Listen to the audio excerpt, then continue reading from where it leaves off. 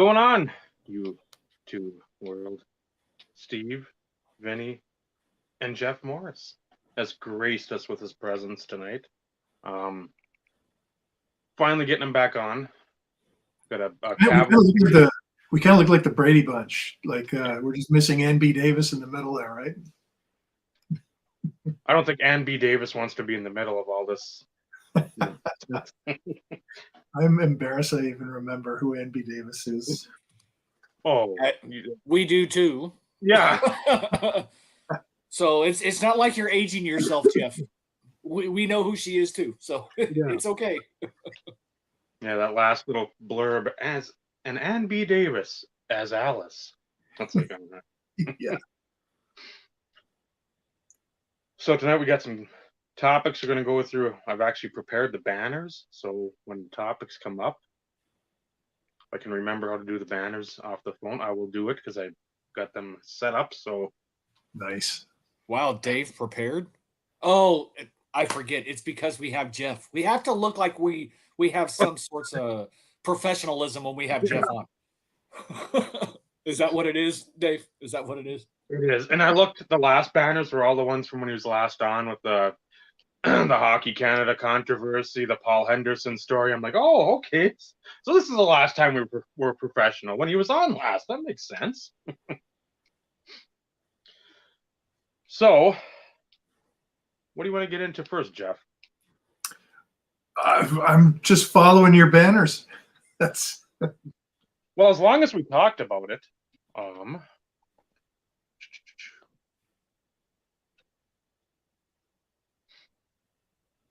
Look at that. We were talking a little previously, right before we went live. Vinny showing off his collection that is special Coke mules or whatever brought over the border.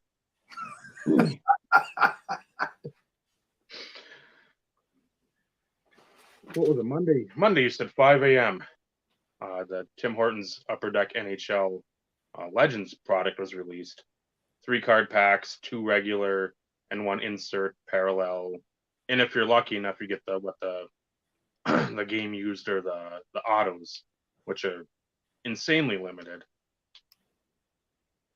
Very. There's 99 serial numbered Gretzky's, 33 serial numbered Patrick Roy, and 22 serial numbered Haley Wickenheiser cards. So not a lot of autographs. And there are more than 4,000 Tim Hortons stores in Canada carrying the products.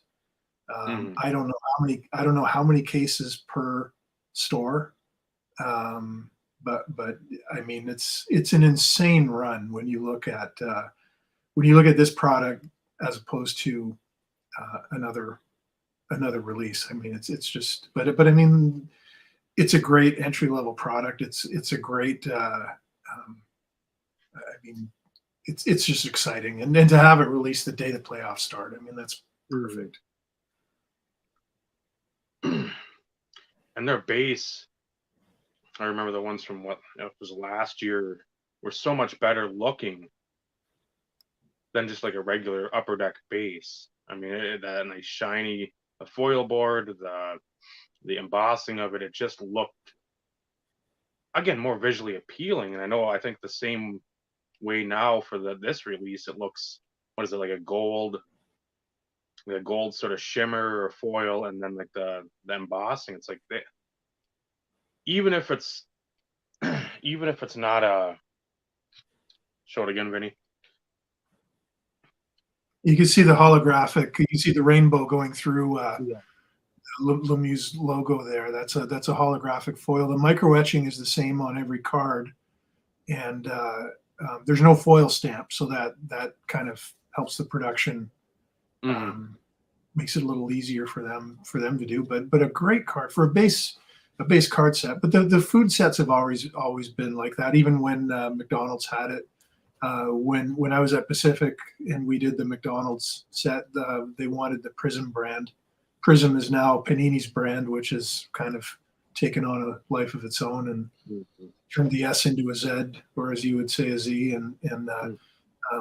But yeah, for the food sets, they want something with a little bit of wow factor, and Upper Deck's really delivered on that, and there's the technology is probably a little better than the insert cards have, except for the canvas cards. But an absolute great product, and it's interesting because the whole concept of that set at the beginning of the year is you want to get kids collecting. It's an entry level product. You want to kind of get families collecting together. This set is loaded with like the first card in the first pack I opened was Bobby Hull, and I ended up in the first 10 packs I got 3 different Bobby Hull cards. I got a Gretzky insert, I got a Mary Lemieux card, I got a Patrick Waugh card, I got some of the Canadian women's team players, but this I got an Yzerman, a Dougie Gilmore, like all the cards, the legends that they have, absolutely fantastic player selection in this, and that's there's never a lack of interest for anything that has a new Gretzky card, because there's people out there collecting everything, and he's still got a lot of cards coming out. So great job by Tim Hortons on this. I was amazed though that Vinny got some because like we're in Canada, I'm in Ottawa, and set came out Monday. We didn't know that it was coming till Saturday, and it was so under the radar and stealth. And here you're saying you've had those in your hand for a week or two. I ordered them April 6th. Wow. How did you find out about them? Like, did you just see something? Right on eBay. They popped up. I have a Mary Lemieux search, and I'm like, I even messaged my buddy at the Good Doctor, who's, I don't know if he's in here yet. I said, Tim Hortons is out already? And he's like, no, they don't come out till the 17th. And I'm like, well, dude, I just ordered them. I said, I don't know, but I said, they should be in my hand in a week or so. Wow. I'm looking for the video that I saw on, because of course Zeri 11 just did his video of his 100 packs he does every year. And I'm trying to find the date on the video that 7 days ago, Site City Cards early release opening 100 packs of 2023 Tim Horton Legends hockey. He had the binder, and he said he had a case. And yeah, the 5,000 views 7 days ago is when it was posted. So I had them even before that. Is that a problem or is that a good thing? For me, not being able to get the packs, I'd have to go over the border, and I'd like to get a box and make the set. Normally, I'm big into the legend guys because that's more my wheelhouse. But to be able to get them the first day, they had tons of them. I basically bought the guy out of what he had. So I got, I got the 5 base Lemieux. Then I got 2 of the canvas cards. Mm-hmm. So, which is gorgeous. Then there's an insert set with him, championship resume, which is all shiny. Then there's the record books insert. So that's that. Then on the back. And then there's the trendsetter. So he has 6 cards. I have 5 of the 6. The 6th one is his auto number to 66. Because it's him, Patrick Waugh, the one lady, and Gretzky that I know about. You just basically there drew a line between the American hockey fan and the Canadian hockey fan. Because Julie Wickenheiser is a legend in Canada. She's bigger than what Rebecca Lobo or Cheryl Swoops would be to basketball in the United States. And and she in the United States is that lady. That's brilliant. But it's funny. I want to talk about the women in the set because Upper Deck and Tim Hortons have done this a couple times. They've included the women's national team players, and one of the women's national team players is a friend of mine, and she was telling me about how last fall she couldn't believe she opened a pack of cards at Tim Horton and she was in the same pack as Sidney Crosby. Like that completely blew her mind, and the Women's World Championships just took place a couple weeks ago, or last week, I guess, and USA beat Canada in the final. And that whole tournament, every day on SportsCenter in Canada, women's hockey was the lead story. Every game was sold out. Huge TV audience, huge, like it's completely gone. Women's hockey's gone mainstream, and I don't understand why. Even at the Expo, when they have some of the women's stars and some of the Hall of Famers as autograph guests, they draw just as well as the guys now. And at Tim Hortons, it's exciting for girls. As many girls play hockey as boys at the youth level, and it's exciting for them to see their favorite players. And it's really amazing how in the last generation that's grown, but it took a long time before you could actually say someone like Haley Wickenheiser or Jana Hefford or some of the stars that they have now are actually collectible, and it's at the point where we're now seeing them as autograph guests at the Expo is a pretty big deal. So. I mean, it would be, I wait till the day the NHL clues in and starts the WNHL like the NBA did in 1998, and that's 25 years ago. And I remember I was the brand manager on the first WNBA card set, and that was a real learning experience because I don't know if we told you guys the story of the WNBA set, but we completely threw a dart at the dartboard and hit the wall like 6 feet away. We missed it so badly because we completely, on our sales presentation, our marketing, the product development, we expected our target market to be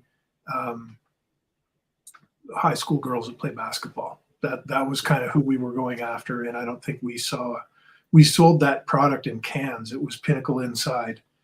We had that gimmicky set that came out in cans instead of packs, just in case, Steve's going to get some. He's probably got some in squirrel away there. There we go.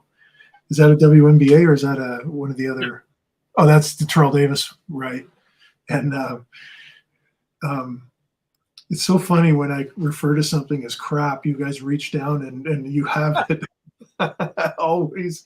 But what was really funny was we started getting calls from shops saying that they were overrun with like the adult lesbian market coming in and the plaid jacket and the cab driver's cap and people who had never been into a card shop before walking out with boxes and boxes of this. It took off. And I remember Lori Goldberg that worked with us at Pinnacle made some phone calls and called in some favors. And one day when it came out on the Rosie O'Donnell show, Rosie O'Donnell was talking about it, and she had a can of Pinnacle Inside WNBA cards under everybody's seat, and they all got to reach down and open it up. And after that happened, it completely took on a life of its own.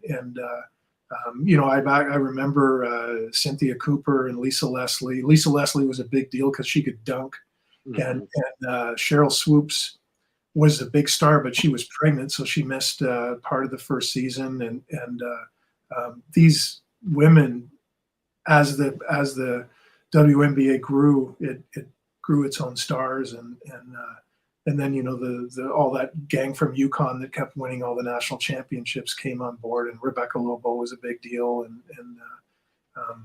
so it's really evolved. But I would love to see the NHL kind of pump some seed money into that. And you know, these girls that are playing in the World Championships and in these makeshift tournaments they're doing in Toronto or Lake Placid all the time. I would love to see them have their own league where they could get paid and play and get a TV contract, because in Canada they've proved the market is there. So it'll take time, but it's good to see. Yeah, because there's what, 25 of the Team Canadian women in the regular set, I think. If I look through the checklist correctly, I think it's like 76 through 100, and then they're all sprinkled in within the inserts and jersey autograph type sets or further on. So yeah, they'll have the current Team Canada players, and then they'll have some retired legends like Angela James is pretty prominent in the set, and she's in the Hockey Hall of Fame, and she's actually the first Black woman in the Hockey Hall of Fame. So there, and you know, when you look at women's hockey, wasn't even really a thing until 1998 when it was in the Olympics for the first time, and we're still at the point where for the last 20 years it's been, or since the World Championship started, it's USA and Canada in the final every year. And 1 year Finland knocked Canada off in the semifinal, so USA beat Finland in the gold medal game. But I think it's the last 30 years USA's won 10, Canada's won 19, and then 1 year it was canceled. But you know, Sweden took Canada to overtime in the early medal round this year. So we're starting to see some balance. But it would be good to see we would get to see a balance where it's not just two teams and then everybody fighting for bronze. yeah, that's one of my favorite, along with curling, because that's big up in northern Minnesota. We got John Schuster. He's about an hour away from where I'm at. So those two sports, I do watch a lot of the women's hockey and a lot of curling, which again, some might be like, well, yeah, you look at me and okay, that makes a lot of sense. That is spot on. Again, it's when the NHL players go and play, I don't like watching that. I know it's a draw for viewership because people can watch their favorite player and cheer for their country, but I like watching the amateurs more. So, and then the women, there's some sort of hockey league, because I know Minnesota's got a team, and I've watched it, but it's at like a White Bear Lake down in the cities, like an eastern suburb, some sort of ice rink of theirs. And I mean, it wasn't great hockey. When you get to that Olympic level, you start putting your country on your chest. It's like, okay, where we've got to fight for a country instead of that patriotism, which, again, whether you like it or not, that it comes into play with a lot of these countries, because that's an honor. You're playing for your country. The rivalry is so intense too. Like if there's ever going to be a brawl between USA and Canada, it's not going to be in the men's game. But the women have brawled a few times over the years. And it's a weird dynamic because they all play college hockey or played college hockey together and against each other. There's even a situation a couple of years ago where one of the Canadian players was married to one of the American players, and they're facing off against each other and getting into scrap. And it's a very different dynamic. But it's just great to see fans jumping on board, and the level of play and the caliber of play is just getting better and better and better every year. So. Yeah, when you had it the first couple go rounds, you could tell. I mean, it's like when you first get on skates when you're 4 or 5, you need the chair out there so you don't fall. And then you had Americans and you had Canadians against everyone else. I was using the chair basically when the dump and chase. I mean, we're flying down the ice and everybody else is sort of like spinning their tires in their own zone. And yeah, it's improved a ton. And again, a lot of those European countries have. It's like, okay, that's going to be our goal. If we can't win the gold, which again, that's the ultimate goal, let's beat Canada, let's beat USA, either one, and that's going to be sort of like the old USA versus Russia. We just want to beat the superpowers in that sport. And again, that good try. I mean, it's come a long way since '98. Yeah. It's fun. It's fun to watch. So how many packs did you buy, or how many packs did you get to the Hortons? 10. I got 10 to start. Haven't gone through for the $264 purchase of a Diet Coke, 100 packs in a binder yet, but that'll come soon. I know when Steve comes back, I sent him the article link on sportscollectorsdaily.com, and when he comes back, he'll put that in the chat. It's a good link. I like, or a good story about it. I liked it. And again, when you give the checklist too, that always helps. So if people are looking for their Maple Leafs, or looking for the Blackhawks, or whatever team they root for, it's right there. So you can sit there and earmark those things and go about your business and buy your. Again, I know Tim Hortons is basically for coffee, and I'm sure they've got some more like pastries and maybe some sandwiches of the breakfast ilk. Like a Dunkin' Donuts here or a Starbucks somewhere on that line. I know it's halfway comparable in the grand scheme of things, but They're attached to Wendy's here too. they're what now, Vinny? Tim Horton and Dave from Wendy's were very close friends. And I think they were both either Dave was adopted and Tim Horton was either adopted or he adopted children. Something along that line that bonded those two together. So in Auburn Hills, Michigan, there's a Wendy's that is together with a Tim Hortons, and it's like this big restaurant. It's pretty neat. Wendy's bought Tim Hortons in Canada in the 70s. After Tim Horton died, his business partner was a guy named Ron Joyce, and Joyce is actually, I think Joyce's son is married to Tim Horton's daughter. They're very, very tight families. That company was bought by a Brazilian company a couple of years ago, and the Brazilian company also owns Burger King. And they're going to make a lot of changes at Tim Horton, and they're saying that in 3 or 4 years there will be more Tim Hortons in China than there will be in Canada. They're really trying to take the brand global. There's a little bit of a little.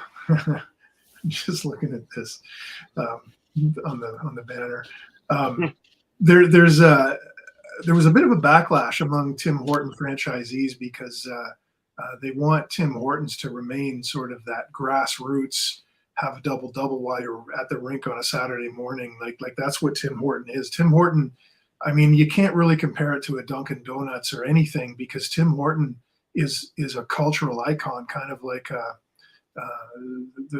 the restaurant just stands for something so different. It's bigger than McDonald's in Canada. And would a Tim Hortons curling set work? I don't know. I mean, I thought about that because when you look at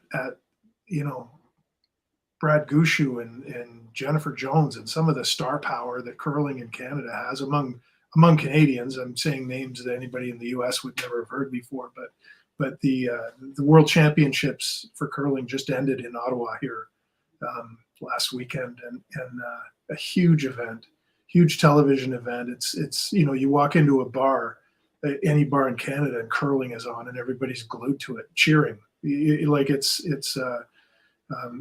insane, the following, and I think that is one of those subtle things that defines Canadians. It's like okay, everybody else can play hockey, but nobody does curling like we do.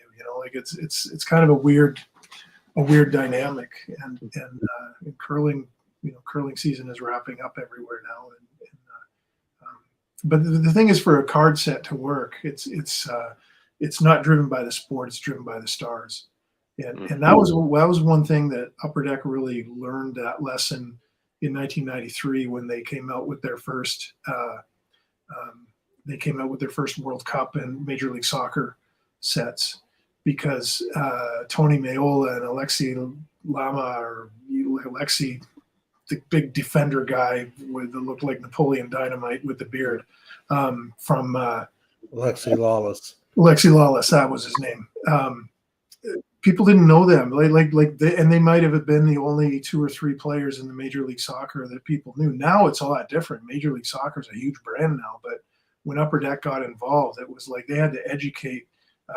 They'd educate their collectors on who these people were. I remember they had a big advertising campaign around Carlos Valderrama from Colombia, and before the '94 World Cup.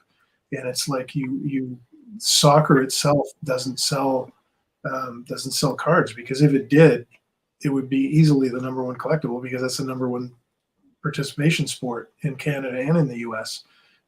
But you need to have stars. Curling, it's the same way, and we need people to be, there's not enough household names to carry it. But I think it would be a really cool thing to see that, because that's about as Canadian as you can get. So Throwing a rock down the ice with some brooms and hoping it goes into a bullseye. It's like, there's nothing like the camera panning on Jennifer Jones, and she's going, hard, hurry, hard. It's like, exactly. It's again, if like you're up in Canada, I'm northern Minnesota, where there's a rink in Chisholm, there's the U.S. Hockey Hall of Fame in Eveleth, and then there's a rink down in Duluth. So I mean, you got 3 rinks right there that host curling. And if you're in Texas, if you're in Tennessee, if you're in Florida, California, wherever else, you're just looking at these people like, what the hell are they doing out there? I mean, what the fuck is going on? I mean, I'm not picking this up, but again, as a kid, you're like, okay, that looks different, and then as you start watching it, and you're like, okay, I've seen enough of this. I need to actually watch and see what the hell is going on, because otherwise, it just looks like sheer madness out there. And then it's like, okay, it makes sense. Everything starts making sense, where it's like basically darts trying to get the other darts of your opponent out of the way, so you have more darts in the circle. Yeah, closest, especially to the bullseye. And that's, if it's on, I don't even care if it's not Canada and USA. I'll watch Czech Republic against like Poland or something, just because I want to see how they do. I want to see how the English team does. It's something different, where you're not constantly bombarded with it all the time on TV. When it's on, it's like, okay, it's going to be a week, 10 days maybe of coverage, and that's like your coverage for the year. So it's like, I'm going to watch that. And baseball, there's a whole summer. You can pick a baseball game any time of the week. Curling, you don't have a curling league and then curling playoffs and then the Olympics, then curling preseason. It's like, no, it's a very condensed media time when it's on. Yeah, it's there's a couple of tournaments that it's centered around, and I see Bobby Burrell's on board. And have you guys ever had Bobby on as a guest? Not yet. Nobody knows more about random stuff than Bobby. He's incredible, and if you want to know about some peanut butter discs, jar toppers from 1966, or like the most random things, he's incredible. And that's what I love about the hobby. It's like you just meet some really, really amazing people, and that's I think that's what I like the most about it. So at some point, I know we're going to have him on. That's one of the subjects we really haven't touched on, is more the vintage, because none of us 3 do a ton with it, but we find it interesting. But it's just something that's not really in our wheelhouse of like actively pursuing. But I know that's one thing. Bobby's been here, commented many a time, and I know at some point we will get him on and give him the floor to talk about some of his oddball stuff. I mean, he might mention his book once or twice. I don't know. Or Hey, 3 times. Speaking of books, Website.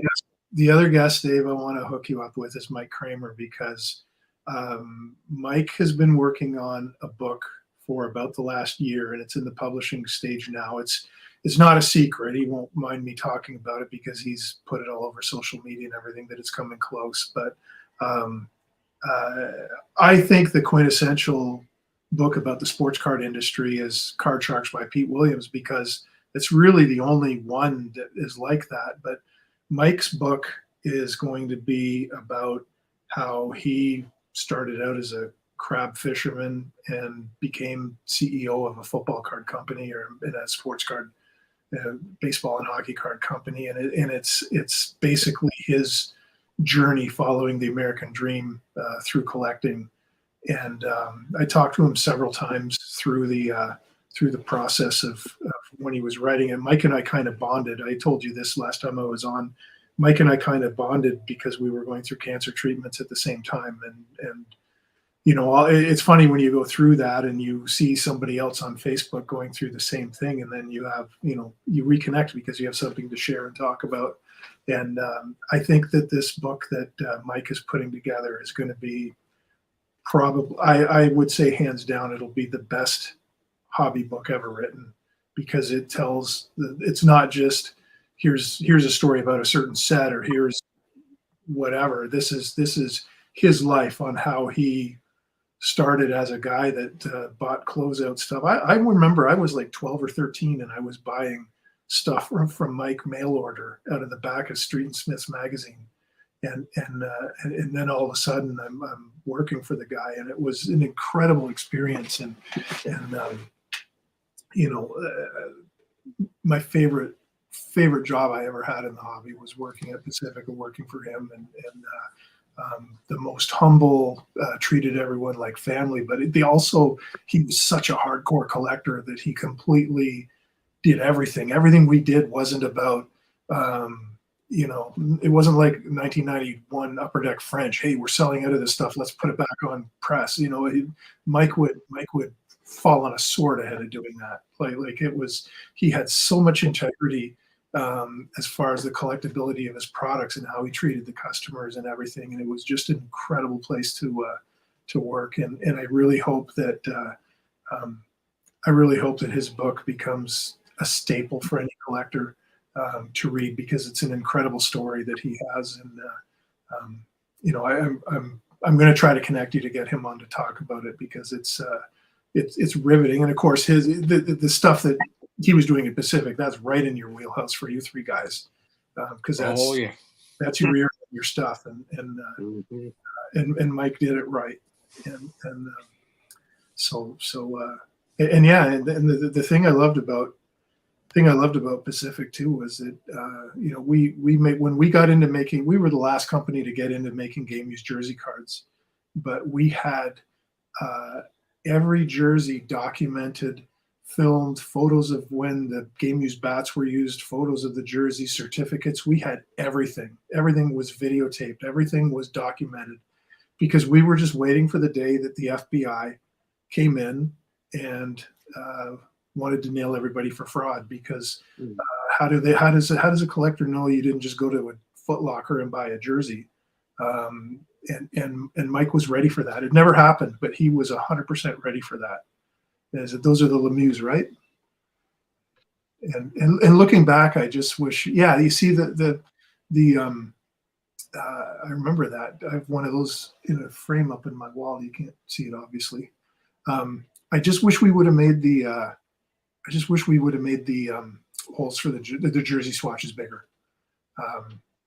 With our stuff, because our swatches were a little bit smaller than the other companies. I wish we would have done that different. Yeah, but you made good use of that space when you did patches, though.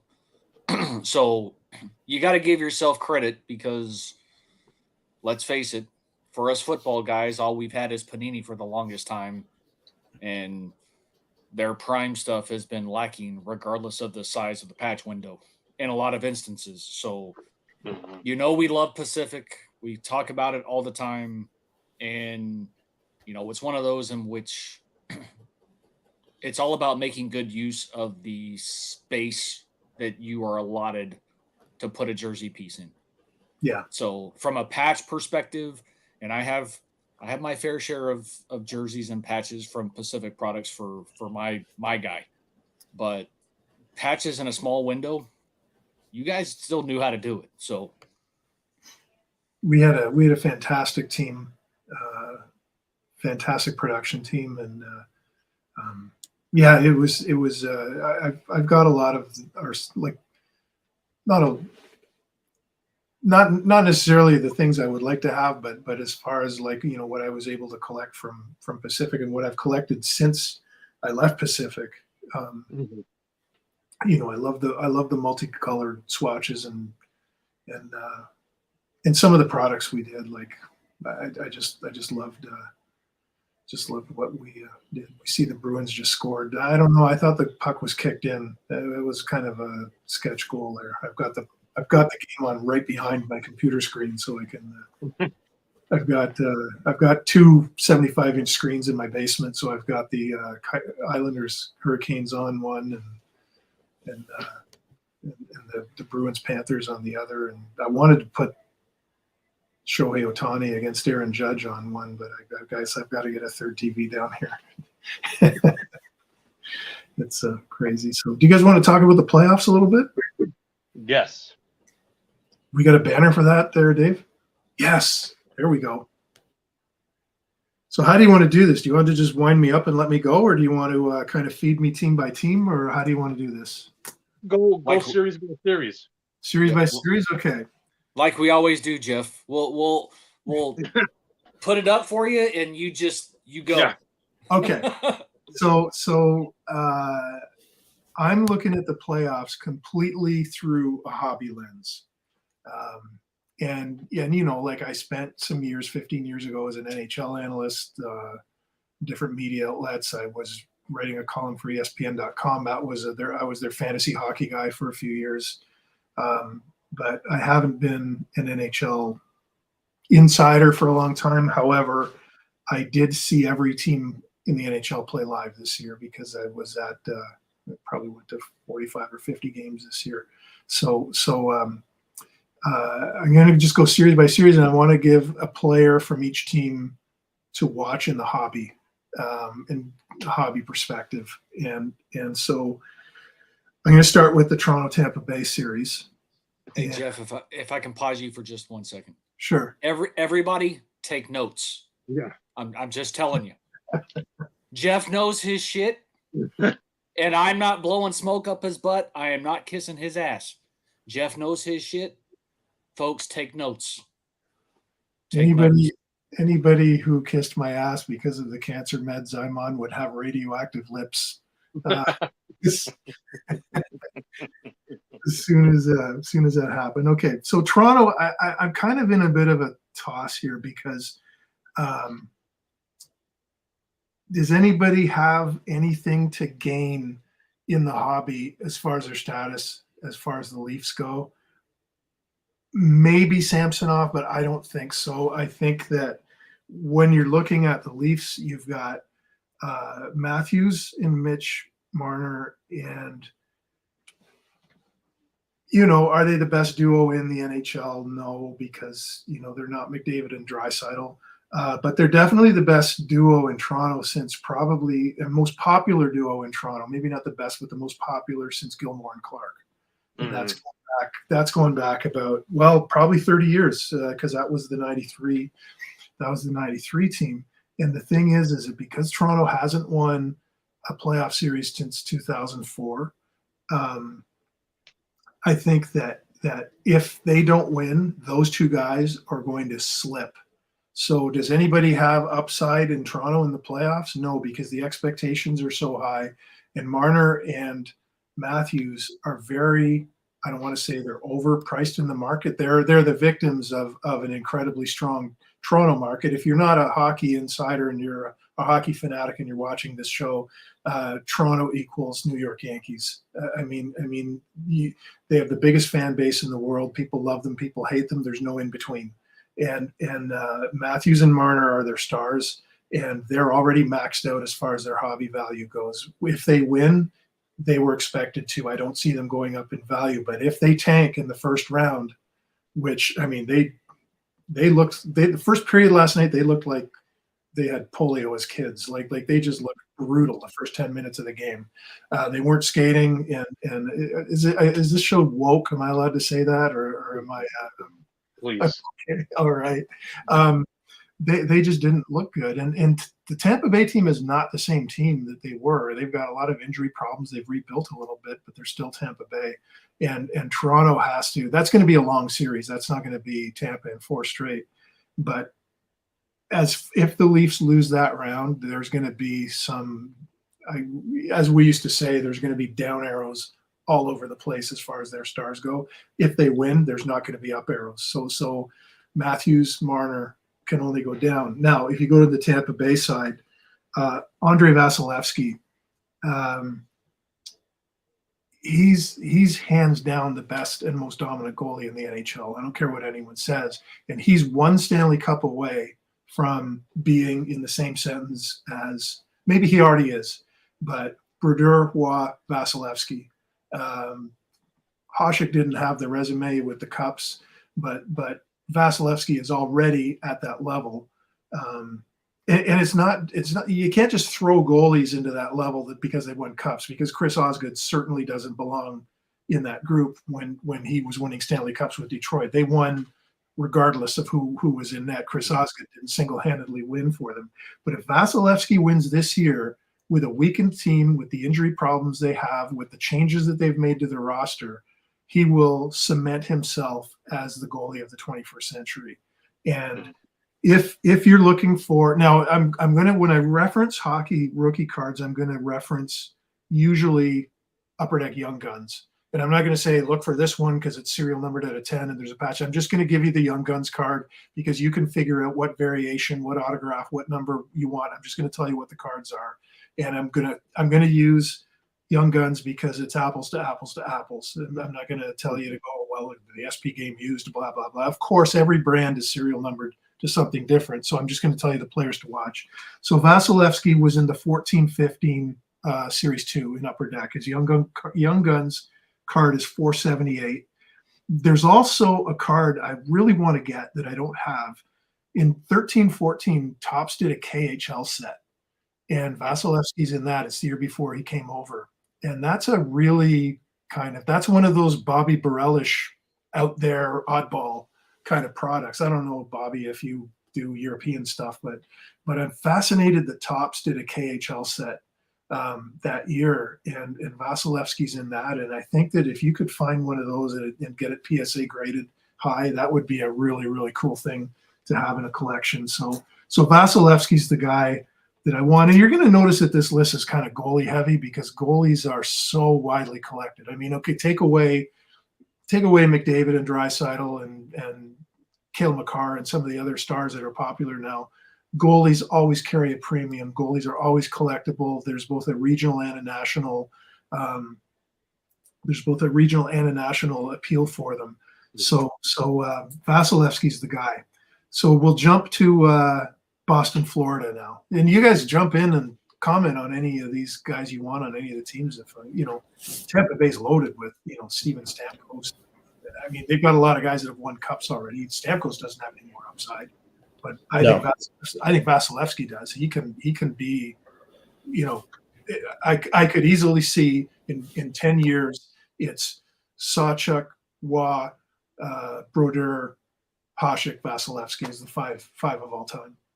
I can easily see that coming. So Boston, Florida, and you're going to notice a trend here where the really good Young Guns cards are in Series 2 of Upper Deck.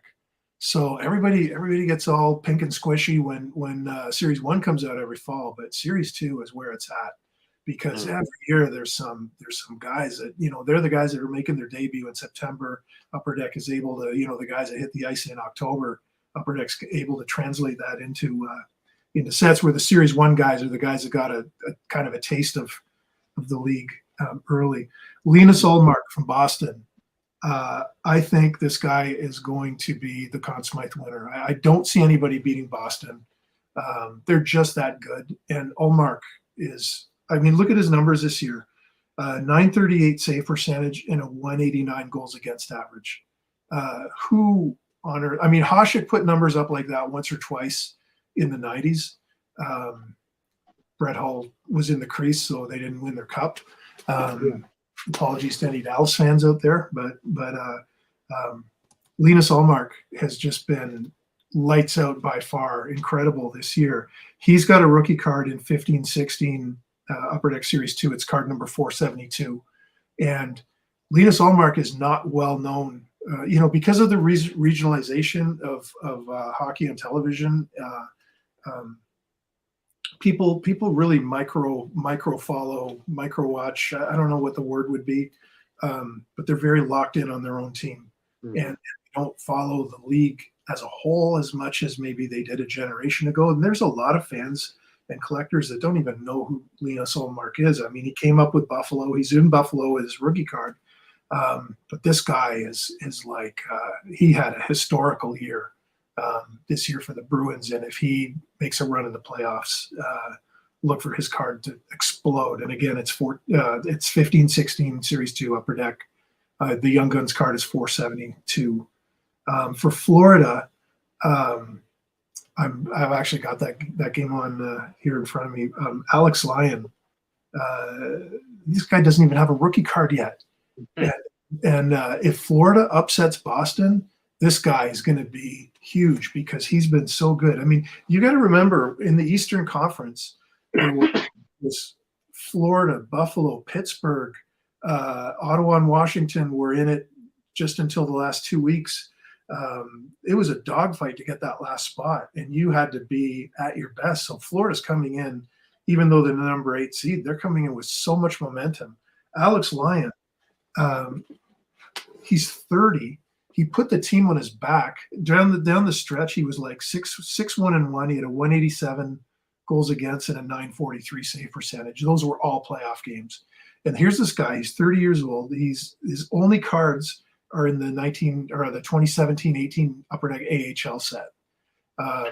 He's not had an NHL card, so I don't even know if he made it in time to be in the Series 1 for next year for Upper Deck. I hope he is, but I mean, he's the number 3 guy on their depth chart, and because of injuries, because Spencer Knight put himself into the not drug, I shouldn't say that. It's the rehab, substance abuse program, whatever.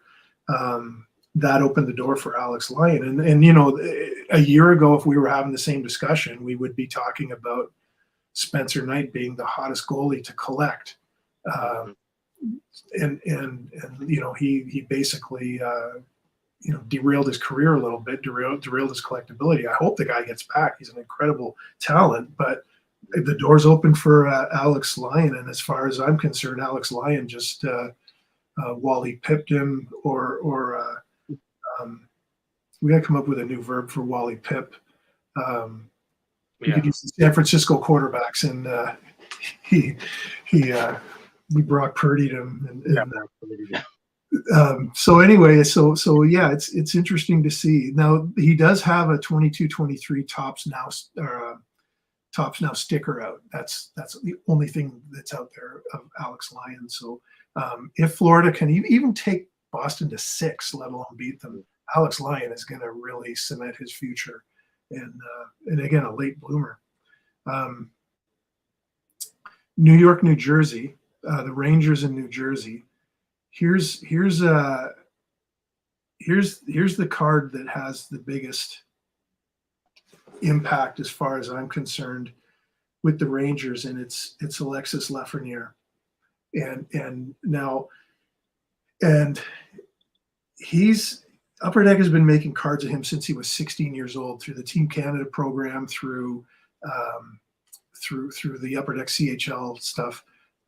Alex Lafreniere, do you remember how big he was in 2020? Like, they changed the lottery rules because of him. And here's a guy that came in. He was the number 1 overall, number 1 prospect. He had been CHL Player of the Year as a junior 2 years in a row. he was given permission. The card companies were given card companies, meaning Upper Deck, and was given permission to use him before he played a game because they just wanted his star power to drive sales. The guy is not even averaging half a point a game. It's about time to deliver because and you remember the lottery that year? It was like, I mean, I was the guy that was screaming. I was on the Tony Bruno show a couple of years ago when he was on XM radio, and I was screaming about this because it's like, it just smelled like the Patrick Ewing frozen envelope. As far as I'm concerned, because it's like New York is the big market. Alexis Lafreniere was expected to be a franchise player. ESPN's contract, or the contract was up for renewal for hockey in the States, and ESPN was bidding for it, and it just all added up to. And then the New York Rangers finished like 15th or 16th overall and end up winning the lottery. I mean, come on. It just seemed too perfect for me, and maybe I'm way off base on this, but it just seemed like everything lined up too perfectly for this guy. And what has he become in New York? Well, he's in his third year now, and he's a third or fourth liner. He's a good player. He's not. I mean, they went out and got Patrick Kane at the trade deadline because Alexis Lafreniere wasn't the Alexis Lafreniere they thought. He's not Panera. He's not Mika Zibanejad. He's not Chris Kreider. Like he's a rung below. And I mean, here we were screaming in Ottawa that, you know, we were so bad that we should have got a shot at him. We had to settle for Tim Stützle, who scored 40 goals this year. I mean, talk about a consolation prize that really was great. But a telling story of this, and what made me think of it, was I was at Game Breakers, a card shop in Ottawa. I was there on Saturday. I went into Hans Litan is the owner, and I went in to see him, and it was National Hockey Card Day in Canada on Saturday. And he had on his table of products, he had a boxed set. Upper Deck did a special product, an Alexis Lafreniere product. And it was a box set, and it was selling for $15 Canadian. And the retail on that is probably 5 or 6 times that. And that's sort of, you know, Alexis Lafreniere single-handedly turned an Upper Deck product into junk wax. And you rarely see junk wax these days. So it's, you know, this guy was a can't miss, and you know, he shows some signs of flash, but if the Rangers make a run and he doesn't, step up and be a big part of the team, he's an afterthought. And as far as the hobby goes, I mean, he's already becoming an afterthought. He's got to work his way back, but if he ends up the playoffs playing 16 games and scoring 1 goal and having 4 assists, he's done. As far as the hobby goes, not a bust as a player necessarily, because he's still an effective player. But as far as the hobby goes, he's a huge hobby bust. And I mean that whole line of Upper Deck collectibles and autographed framed items, there must be a warehouse full of them. It's unfortunate to see that.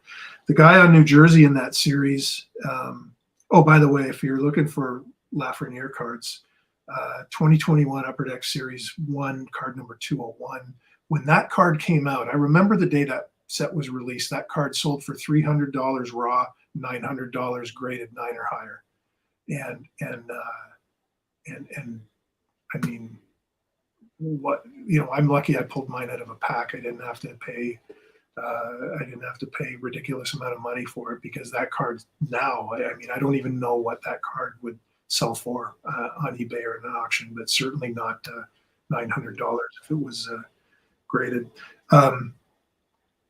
Jack Hughes, meanwhile, and it's interesting, card number 201 is the first card of the Young Gun set in Series 1, so they put their marquee guy there. Jack Hughes was number 201 the year before Alexis Lafreniere was. And Jack Hughes having a big year for New Jersey. and really coming into his own this year. This was a breakout year for him, and if the Devils can get by the Rangers and make a run, I think Jack Hughes is going to be the guy that kind of puts the team on his back and becomes a big star. I mean, he was a number one pick, and everybody, our consensus number one pick, everybody sort of expected pretty big things from him, but he's really delivering right now. And if you look back to the pre-Thanksgiving, like the October, November of the season, the Devils looked like they were unbeatable. The Devils and the Bruins were running away with it, and the Devils were maybe a notch ahead of the Bruins at that point, and they just kind of petered out. But Jack Hughes having a phenomenal year. So again, card number 201 in Upper Deck 1920. Watch for that one to go up if the Devils can win. Carolina and the Islanders, which I've got on now.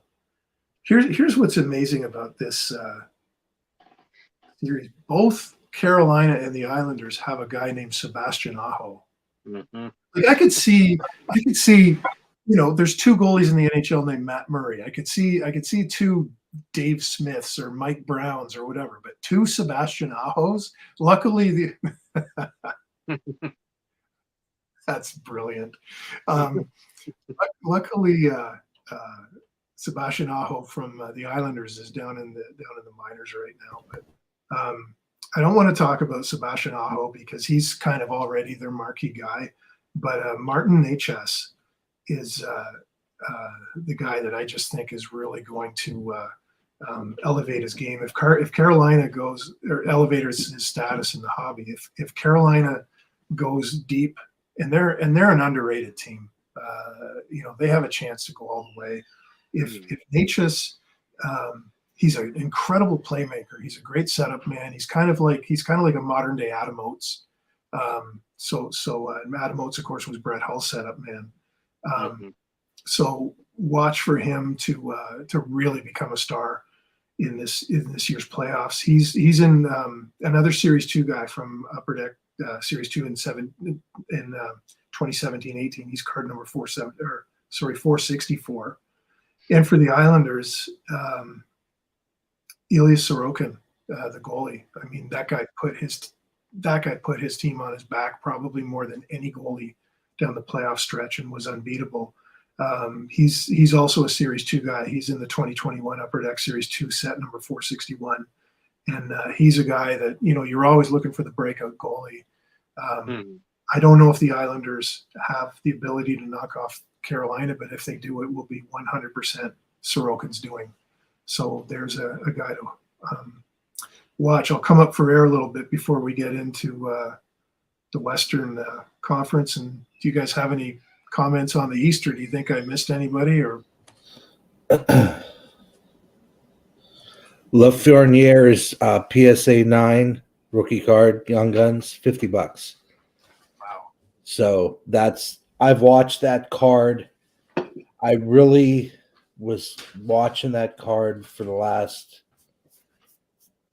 2 years because that was supposed to change our hobby. Now it's Bedard next year. And then someone put up a listing the other day and said, Bedard did what he did this year, but here's Lemieux's numbers at Laval. And they go, before there was a Connor Bedard, there was a Mario Lemieux, and he had 299 points. And remember, these guys have to be NHL. It's a whole different story. Bedard reminds me of, if you compare junior players, Bedard reminds me a lot of Pat LaFontaine when he was in junior. Pat LaFontaine had massive numbers I think he played for Verdun in the Quebec League, had incredibly massive numbers.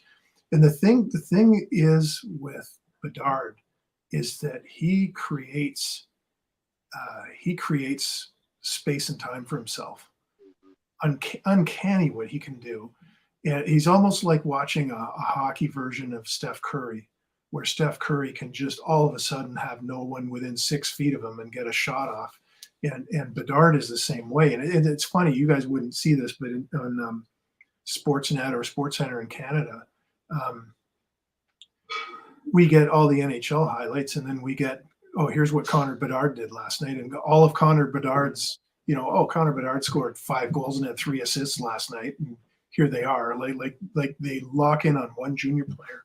We haven't seen that since Eric Lindros played. Like even McDavid didn't draw this kind of media attention when he played for Erie. And McDavid, I saw him play live when he played in the OHL, and he was just at a completely different level than everyone. So much faster, so much. He had Pavel Bure's skill set, but with an extra level of speed and with a better shot, and incredible. But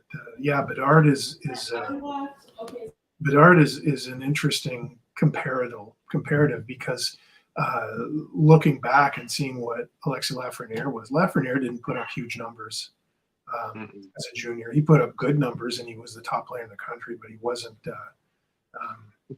He wasn't at that level. There's a question there: will Bedard's Young Guns be in Series 1 or Series 2? Almost certainly be in Series 2 next year. I don't see them making an exception to put a player that hasn't played yet. That was done because we were coming off the COVID year, and with the season cancellation and everything. So I think, but again, like having him locked into Series 2 will make that'll be a huge set. So should we get to the Western Conference now? I'll say one thing. Allmark helped my fantasy team take a championship. I had head-to-head matchups. I was 18-2. I picked him up off free agency, I think like October 5th. And that he, along with having the first overall pick, which was Connor McDavid, that sort of helped me, and Jason Robertson, and Tage Thompson, and Stutzel, and Drake Batherson. And I mean, I had a fairly solid team, but that Allmark where I don't prioritize goalies in free or fantasy, I usually pick at 5th, 6th round. I start looking there. Frederick Anderson was one, and then I had the Toronto duo, and then Ulmer, I picked him up right away, and hodgepodging everybody else with him. That completely out of nowhere, his performance this year. This was not something. I mean, they haven't had this solid of goaltending since Tuukka Rask. So I mean, he was impressive to say the least, and his numbers were just otherworldly. So if his stuff is still dirt cheap, that would be one I would definitely gravitate towards. Yeah, that's one to find, and the secret's not going to be kept much longer. No, like he's something special, and again, it's we're gonna, when you look for his rookie stuff, he came up with Buffalo, and so he'll be in Sabres gear for that. Edmonton, LA. Connor McDavid is the king of players now in the hobby. I don't know if there's an upside to them winning the cup other than justification. It's kind of like Ovi when Washington won their first cup. Alex Ovechkin's card didn't explode. He was already at the top. I think McDavid's the same way. But if you take a look at who's really got upside, is Leon Draisaitl, because he's, people think about, they always compare in Edmonton McDavid and Draisaitl to Gretzky, Curry, and Draisaitl's a lot better than Curry was. Curry was a great player, and I mean, his autograph up on the wall over there. But Draisaitl is just like for those two guys to be 1-2, it's so much better than everybody else as far as offense goes. And then if you look at what Draisaitl did in the playoffs last year, he had an incredible run. I don't remember what his numbers were in the playoffs last year, but it was something absolutely off the charts ridiculous as far as his offensive numbers. He was a Series 1 guy. His Upper Deck Young Guns card is 2014-15 Upper Deck number 223. If you're looking for that one, but I think Draisaitl has another level up to go other than what McDavid will. His upside's bigger than McDavid's, I think. But I mean, I don't know. Edmonton needs to win a cup. They're like Toronto. Their window is running out, and they have all the talent they need. They just haven't done it yet. For LA, we're going to talk about Alexis Lafreniere 2.0, and that's Quentin Byfield. Because here's the guy that was the other franchise player that went number 2 behind Lafreniere that was supposed to be a big superstar. And he's, again, a point every 3 games. He's at the point in his career where he should be not only producing, but he should be a centerpiece of that team. Again, when you think that Tim Stützle was the consolation pick at number 3 behind these guys. There's Jeff McMahon saying Ovechkin Young Guns went up considerably after the Cup win. Maybe McDavid will. Maybe I'm wrong on that, but with Quentin Byfield, he's in Series 2 from 21-22. He's card number 488. But the interesting thing about Byfield is that Upper Deck signed him to a big memorabilia deal also. And developed the whole product line around Quentin Byfield, and the guy has just not produced. He's had pretty good numbers at the AHL level, but he's got to translate that into a solid NHL career. And he'll be a good player, but not what you'd expect from a number 2. And that's where in the hobby, it's like, they want, the expectation is so high, and he's coming short. So if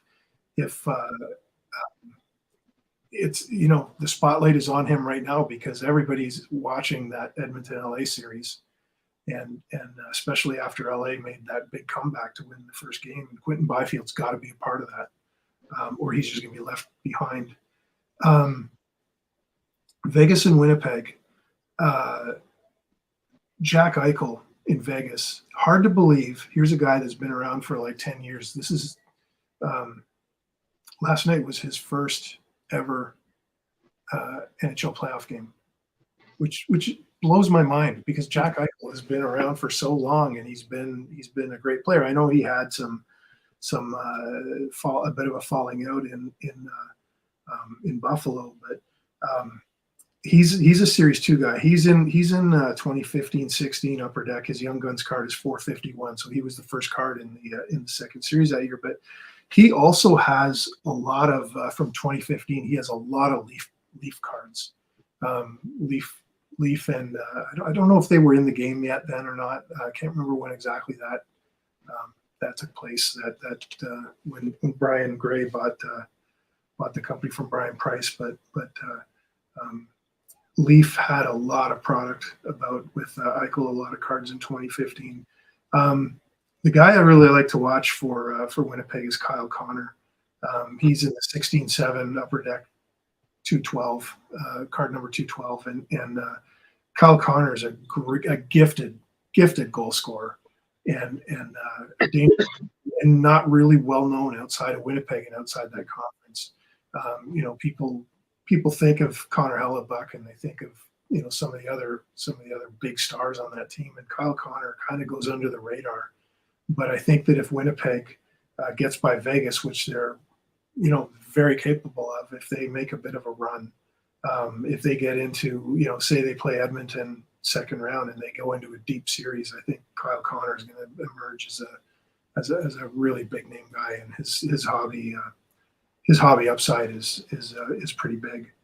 The Colorado Seattle series, you can notice I'm wearing my game used Peter Forsberg jersey today, not because only because I used to live in Denver, but I used to live in Seattle too. This was a weird series to watch.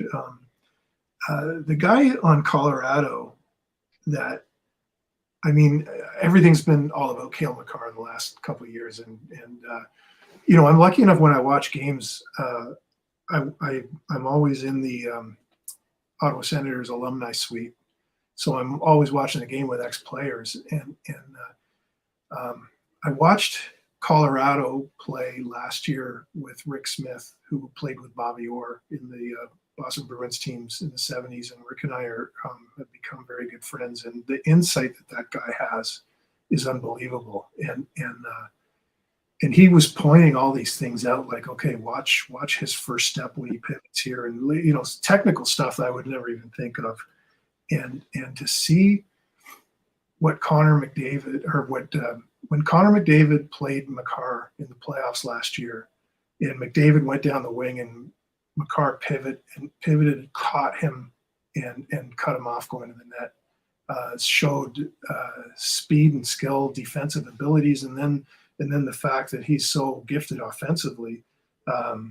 There's only three defensemen in NHL history to average in their career more than a point a game, and it's Bobby Orr, Paul Coffey, and Cale Makar. Like he's that good. And I remember Rick telling me he's Bobby Orr today. Like Cale Makar is as good as Bobby Orr. And I mean, high praise coming, but when you look at what he can do is fine. But Makar kind of had his big upswing last year in the hobby, but the guy that really is kind of big right now is Alexander Georgiev. I saw him play last year for the Rangers live. He was incredible, and but there's no room for him there. He found the perfect home in Colorado. His card is interesting because his Young Guns card is in one of the update sets. So if you're looking for a Georgiev rookie, he's in the 2017-2018 Upper Deck update set number 514, and you can find that in SP Authentic. So he didn't have an actual Upper Deck Young Guns card in the Upper Deck sets. He was in SP Authentic, so it's kind of a little bit of a tough card to find. But because it's a tough card to find, I think that makes it a better card. So that's definitely one if you're a Colorado fan or you're just looking for a guy to a guy who's got a lot of upside, because he's been phenomenal all year, putting up big numbers. Jared McCann for Seattle scored 40 goals this year quietly. When I saw Seattle play this year, I couldn't believe how fast they were. I couldn't believe the system they played. I mean, Carolina was the other team that had just a completely different system. Carolina's, use a basketball analogy, Carolina plays like full court man.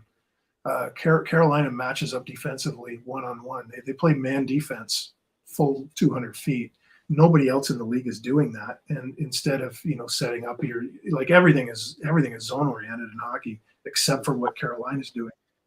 Seattle has some incredible systems where they use speed, and they built their team around the system that they were playing. Here's Jared McCann scoring 40 goals this year, and he's a guy that's just took a while for him to develop, but he's just getting better and better as time goes on. He's another guy that like Ullmark, he started in Buffalo, and he's in the I think he's in Buffalo. He started. I might be wrong on that, but he's in the 15-16 Upper Deck set. The other guy on Seattle too that's worth noting, Matty Beniers.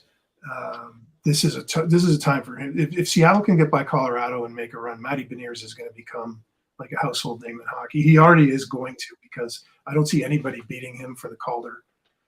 No.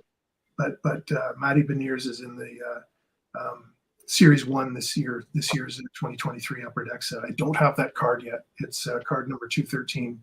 But Beniers had 57 points this year. But Beniers is a great offensive player, and you talk about another Upper Deck guy, Shane Wright. Shane Wright's not even there for the playoffs. Shane Wright was playing in the OHL, and the Windsor Spitfires got eliminated, and he got 3 points in 4 games in the playoffs. Shane Wright just and when you saw Shane Wright playing on the World Juniors with Connor Bedard, I mean, it was two different levels of player there. So yeah, that Matty Beniers card is one to watch. Dallas, Minnesota is the last set, and you talk about Matty Beniers, Wyatt Johnson in Dallas, 24 goals, leading all the rookies this year.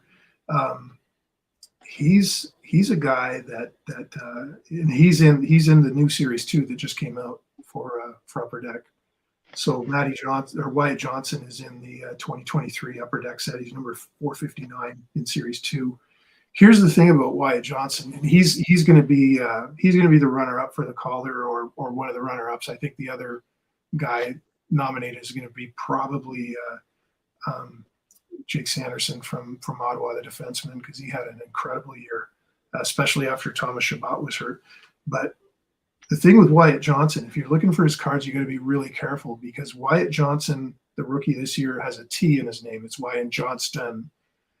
There's also a Wyatt Johnson that played about 10 years ago without a T. So if you think you're getting a steal on a Wyatt Johnson card, you better make sure it's the right one. Back to the Sebastian Aho thing. Make sure you're getting the right Sebastian Aho card when you get that. And then the last team we talk about is Minnesota. The goalie Philip Gustafson kind of emerged this year as a star. Here's another really interesting thing with what they've got going on. I think, and this is what makes going back to Vasilevsky so special. I think you're going to start seeing in the playoffs teams use a 2 goalie system. Mm-hmm. It's always been take your guy and ride him, and if he loses a couple of games, go with the other guy until he loses. But I really think that Gustafson is Minnesota's goaltending.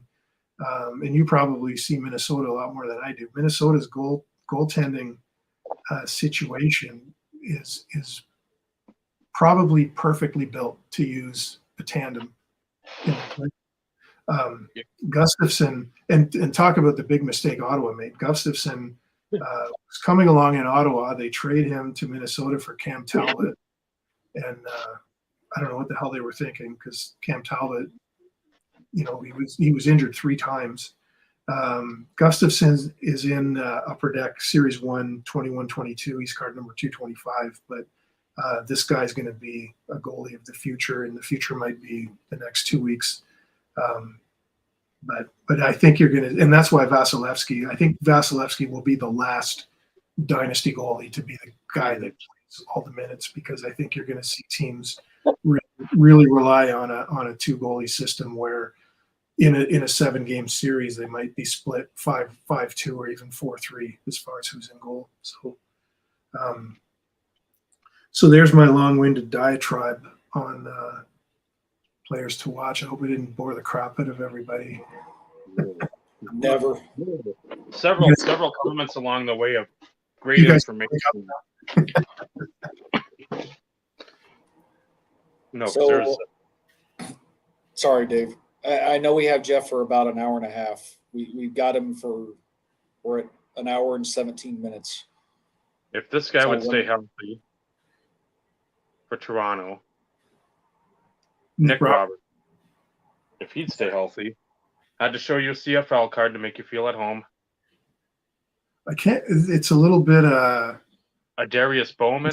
Yeah, I was going to say that looks like a Darius Bowman. The just the way you're holding it to the camera, the letters are fuzzy.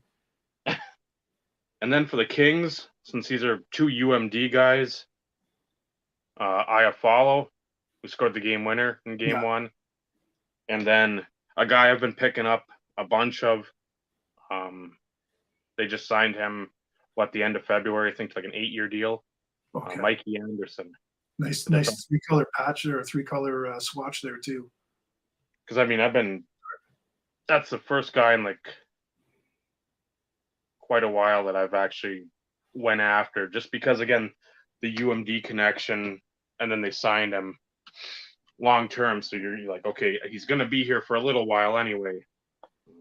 But yeah, the Kings, getting back to when we were talking about Pacific, if you're a jersey card collector, you will never find Los Angeles Kings Pacific jersey card.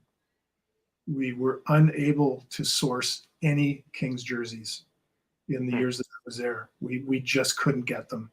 and they didn't take part in the migrate program. They didn't like we just couldn't acquire them. So there are, if you look at all the years of Pacific and the jersey cards, there's no LA Kings.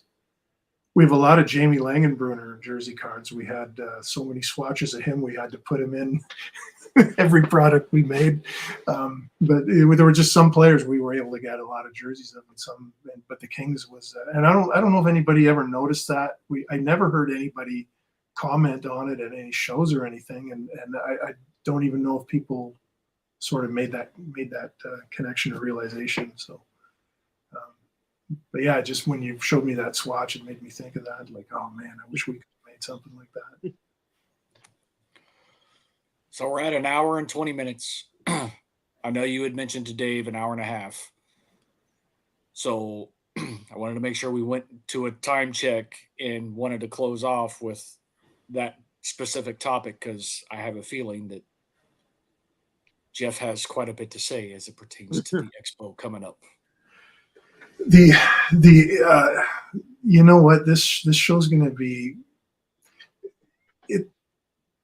Here's what's interesting about it is that I don't remember.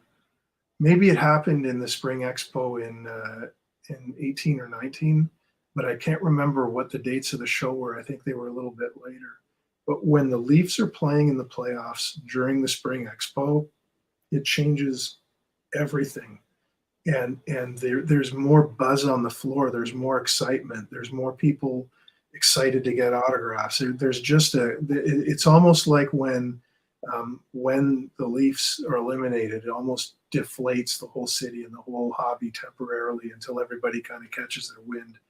And the fact that if Toronto can bounce back and even that series up, it's going to make for a great weekend, because it's just, people hang on that, and collectors are the same way. Collectors are fans, but it's going to be a really great show this year.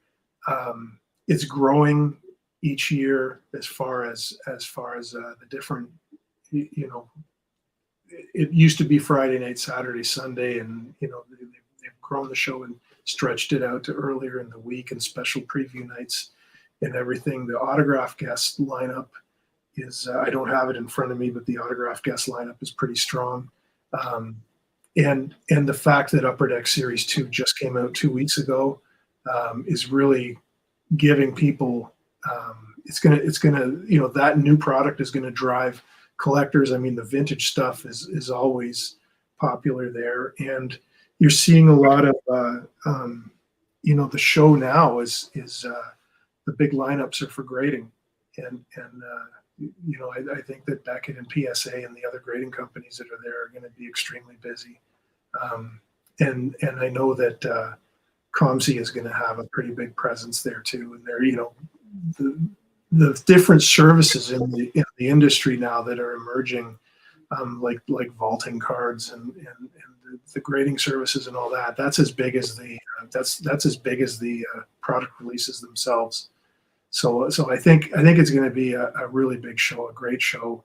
And again, at the top of the show, we talked about Tim Hortons. There's going to be a lot of collectors and a lot of American dealers at the show that are going to come back with cases of Tim Hortons cards when they make it back to the United States, because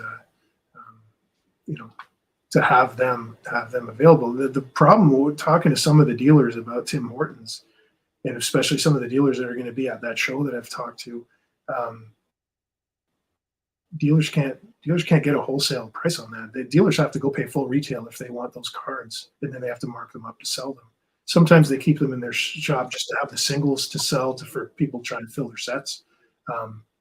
But as far as Tim Hortons and its impact on the show, that's where it'll be. There'll be some singles movement and things like that, but it'll be mostly people take them home with them if they're from out of the country. But it should be a great show.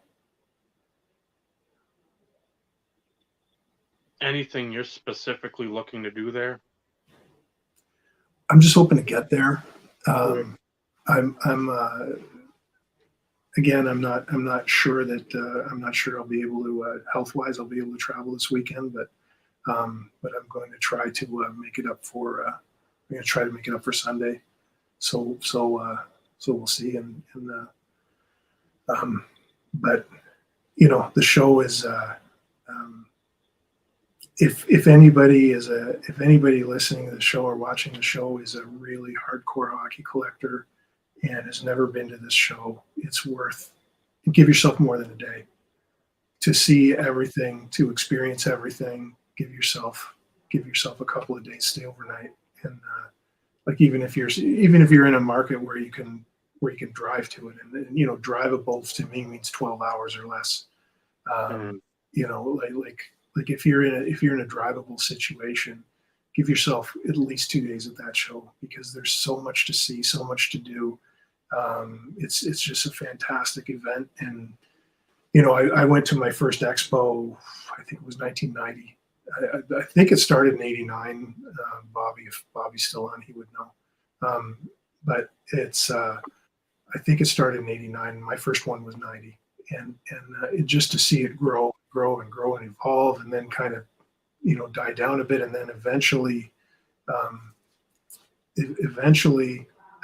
grow back to the point where it is. But the show has changed, and the thing is that the professionalism of the dealers, the caliber of the dealers, everything is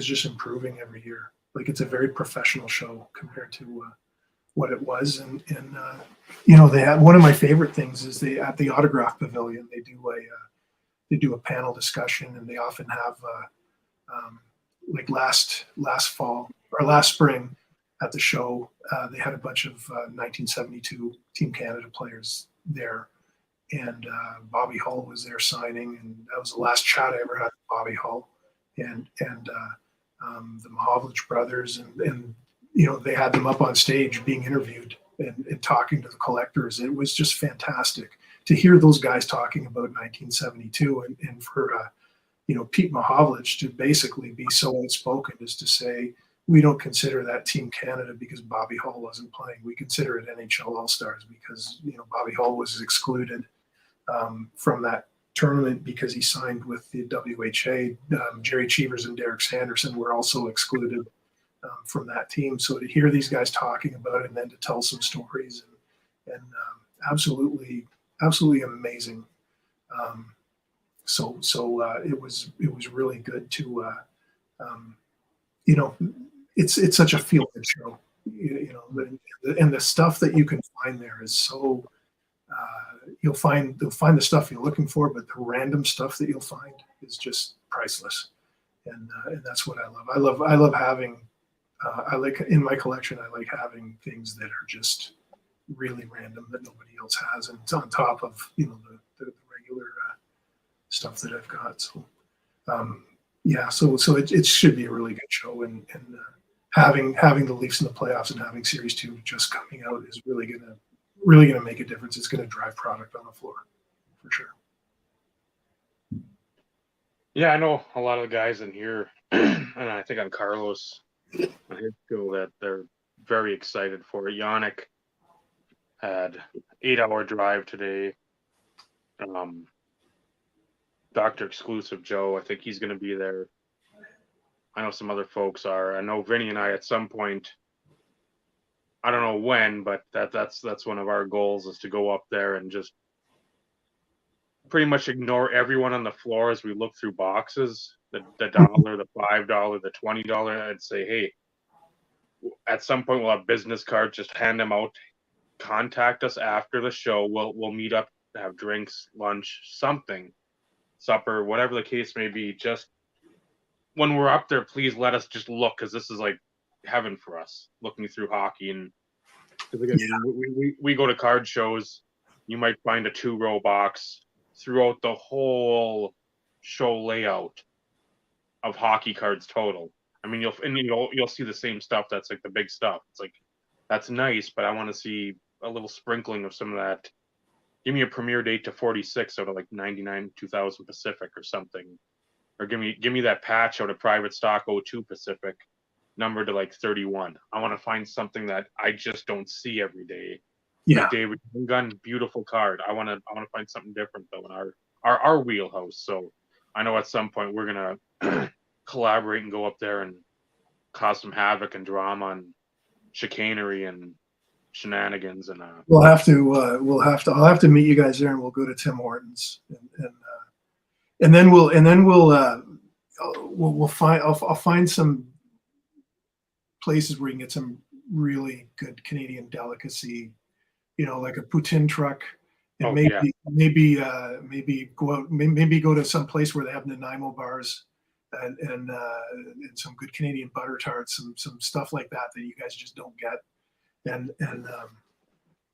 you'll probably need an insulin shock after some of that stuff, but okay. Beaver tails, definitely. That's an Ottawa thing, and Ottawa's known for two things, and it's beaver tails and shawarma. We have the best shawarma on the continent because Ottawa has 1 million people, but 100,000 people from Ottawa are Lebanese Canadian. So yeah, shawarma's kind of our thing. But before you let me go, I want to go on one rant, if that's okay with you guys. absolutely. So you're noticing, I hope, my Ottawa Senators hat. Mm-hmm. There, it's the purple and white Hockey Fights Cancer hat. I got interviewed by TSN on Hockey Fights Cancer Night this year because it was the 2nd anniversary of my stem cell transplant.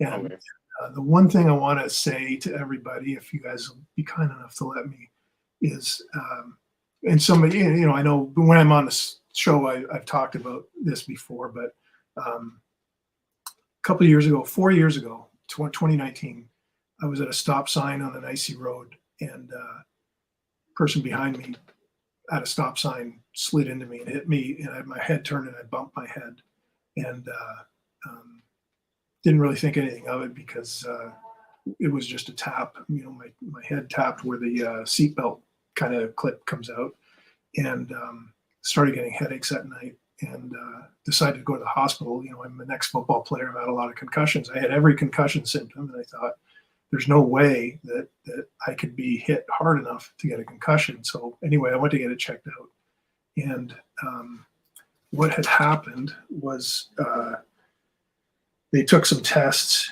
at the hospital, and I'm going to hold this up to the where's my camera? You see this little thing here is a brain tumor. That's my brain, and you can see the tumor. I actually hit the tumor where I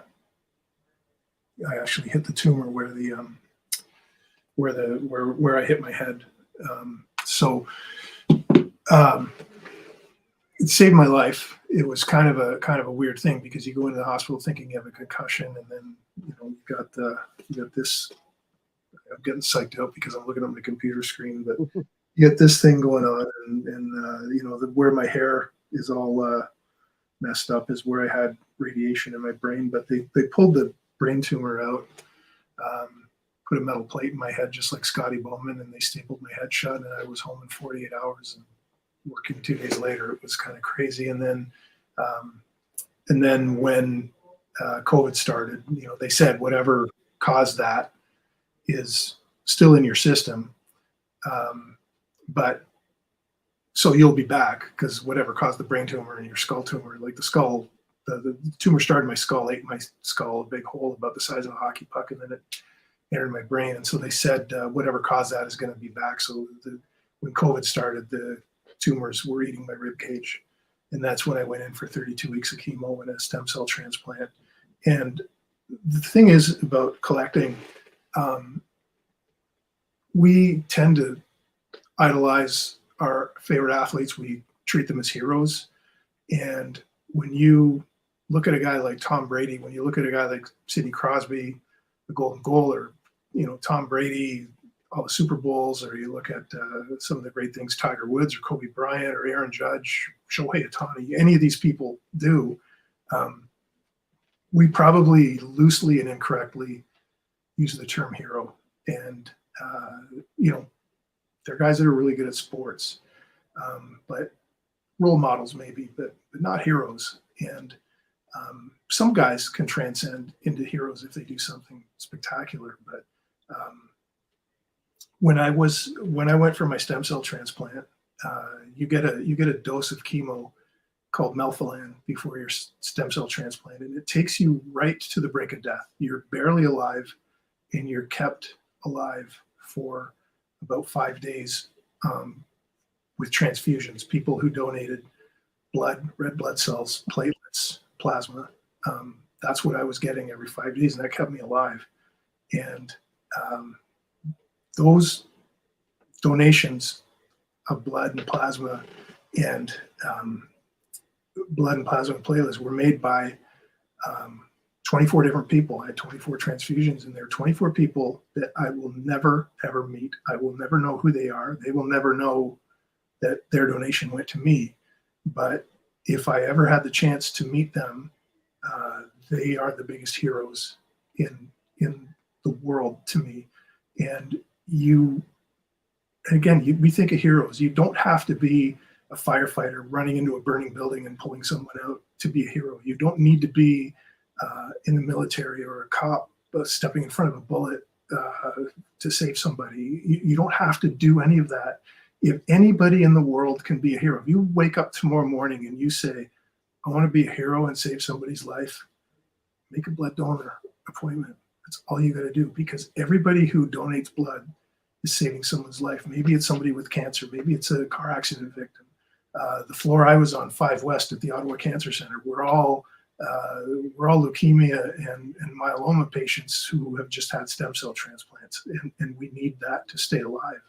And all because somebody, 24 different people, got up one day and said, I'm gonna go donate. And that's all it takes. All you got to do. So if you want to be a hero, there's other ways than that too. But if you decide one day I want to go save someone's life, that's all you got to do. Just go give blood. So that's my rant. Very well said, Jeff. Very well said. And 100% agreed. Mm-hmm. Thanks for letting me. That's the price to pay when you have me on. You're going to have to listen to me rant about that. No, that is a small price to pay, Jeff, because everybody to a degree has probably been touched somehow, shape, form, or fashion as it pertains to friend, family, relative who has had to deal with cancer.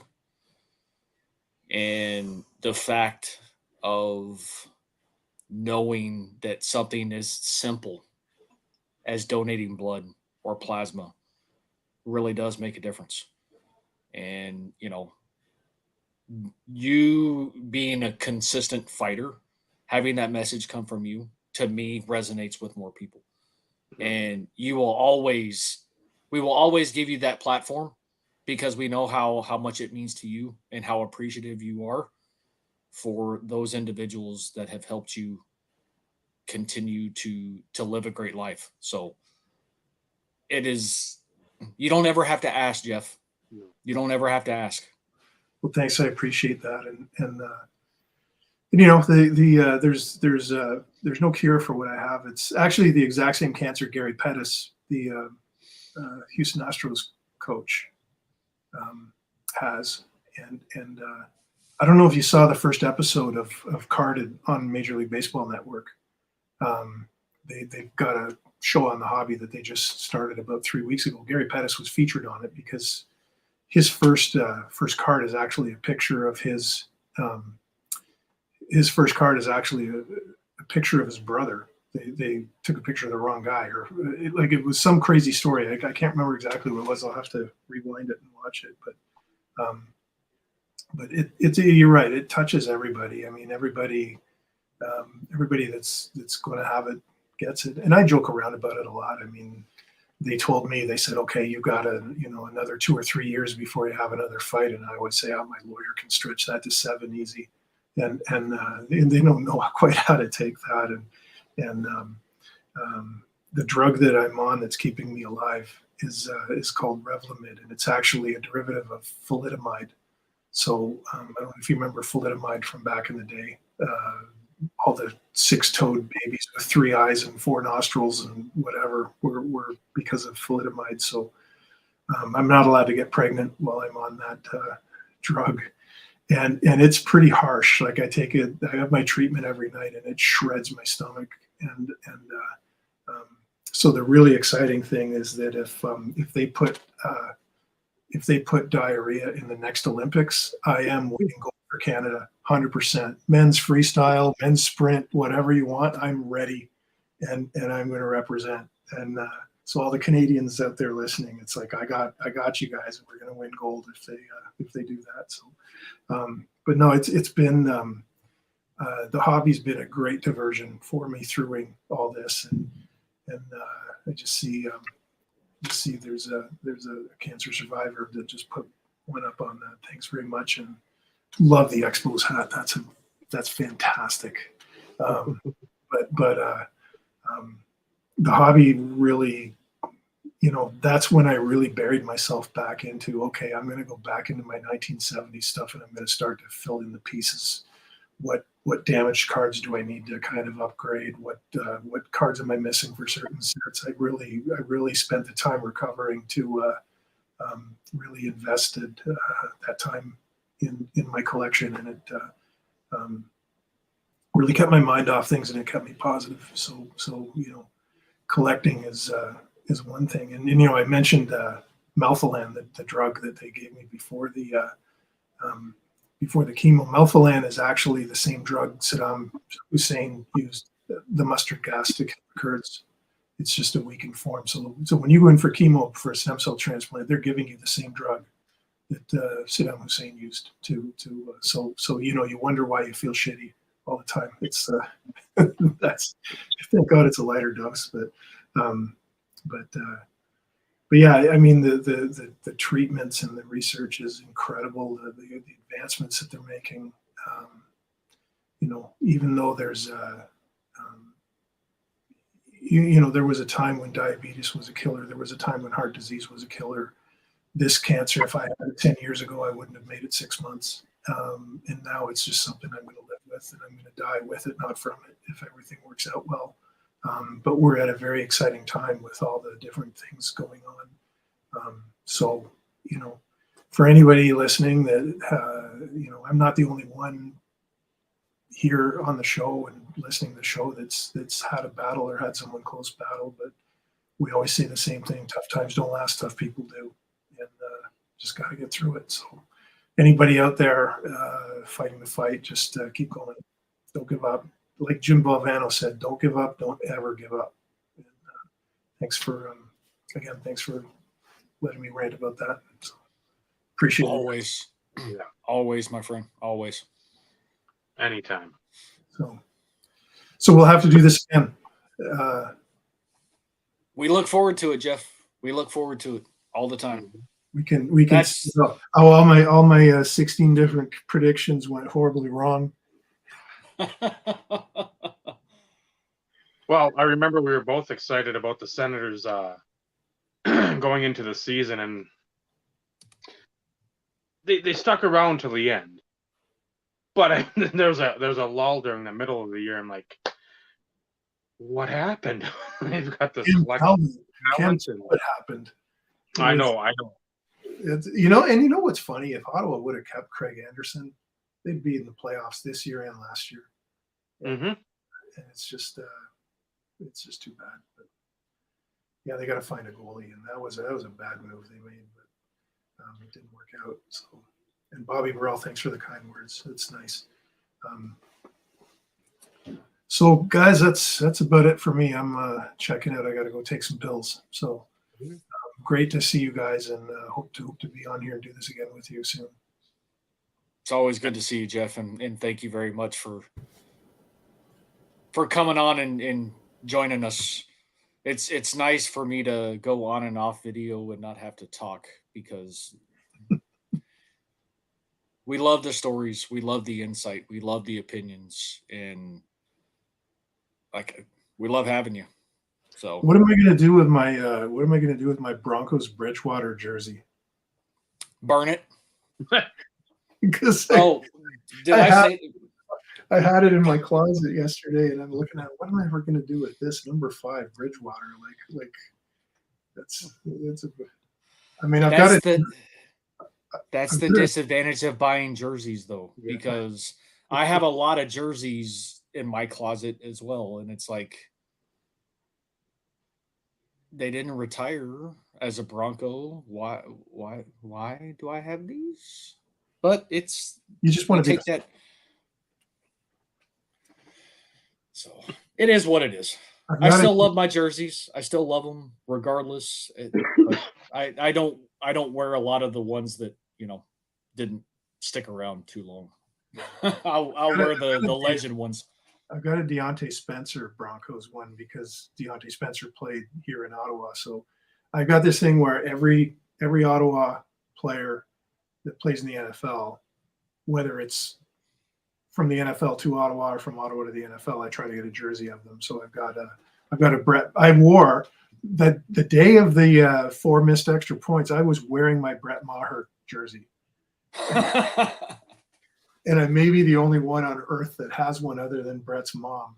And I was actually wearing my Brett Maher jersey that day because he was Ottawa's kicker for quite a while. And then I've got a Henry Burris Chicago Bears jersey. The Deontay Spencer Broncos jersey is I like to. I mean, that was good for a while, but I keep waiting for him to resurface in the CFL, but he hasn't yet. So Maybe the XFL. and Paxton Lynch, was that his name? Yep.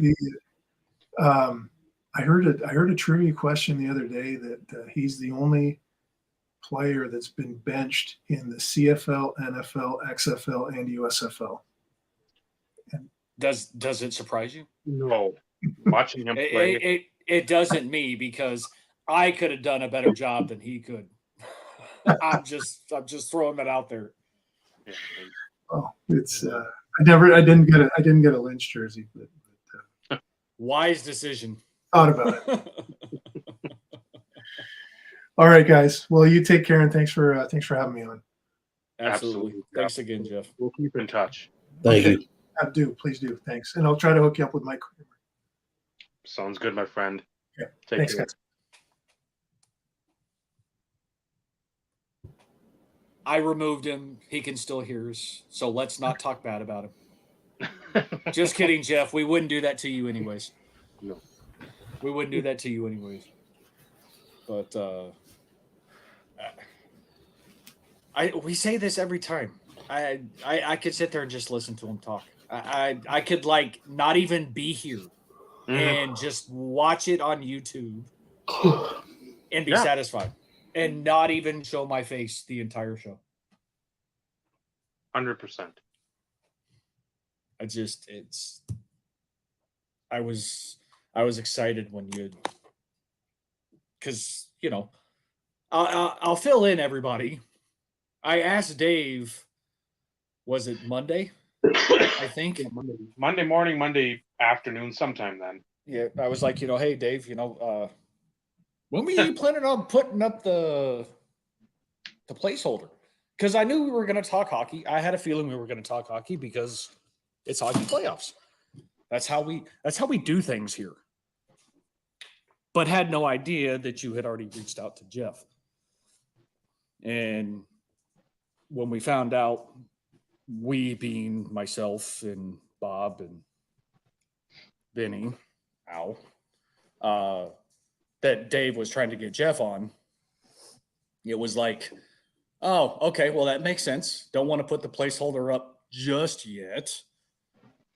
And then, of course, we found out later on that evening, I think, that we got Jeff confirmed. So it's always fun to have Jeff on. For those who were kind of new to the IRP and just now kind of started hanging out and watching, go watch some of the past episodes with Jeff and just listen to the stories. There's sometimes some repeat stories. It happens because he has so many. Mm-hmm. But you want to talk about somebody who working for manufacturers, multiple manufacturers, and being the brand manager and what that entails and things along those lines. Always great stories. Always great stories.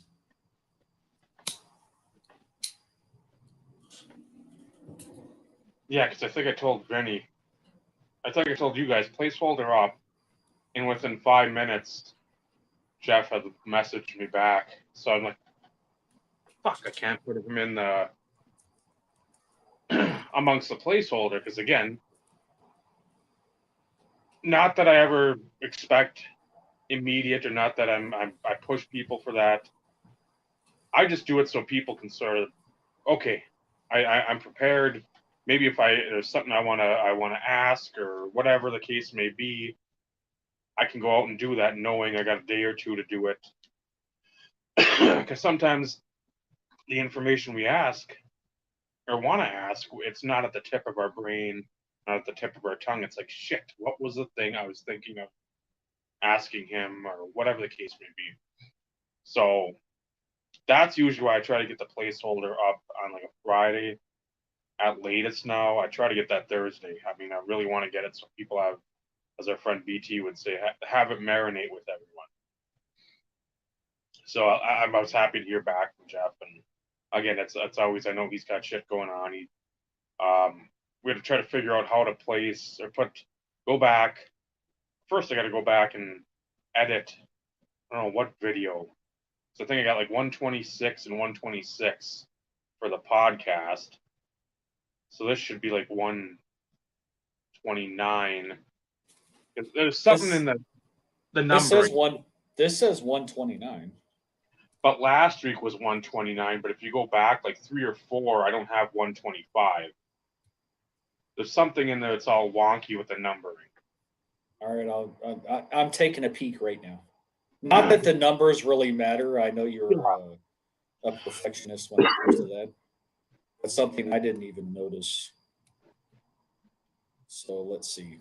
Yeah, 129 last week, 128 the week before, 127. So this is actually there's 126, 124. So we went from 124 to 126. And so this would actually be 129. The other All right, ones. I'll fix this. I'll go ahead and fix these now. And then at some point when we end it, I want to go back in the description box and put the article link so everybody can go back. And again, if you're listening to this afterwards, or you're listening now, there's a good link on if you go to sportscollectorsdaily.com, all one word, you'll see, I think it's vintage, and you scroll down and then it's, I think, modern. And there's a picture of the Tim Hortons stuff there, the Upper Deck Hockey product, which Jeff mentioned at the onset of the show. And that article there is by him. So take a peek at it. I did put the article link when I was off camera and you mentioning it. I did put the article link in the chat. Okay. I'll see if I can see if it's still saved in my quick cut.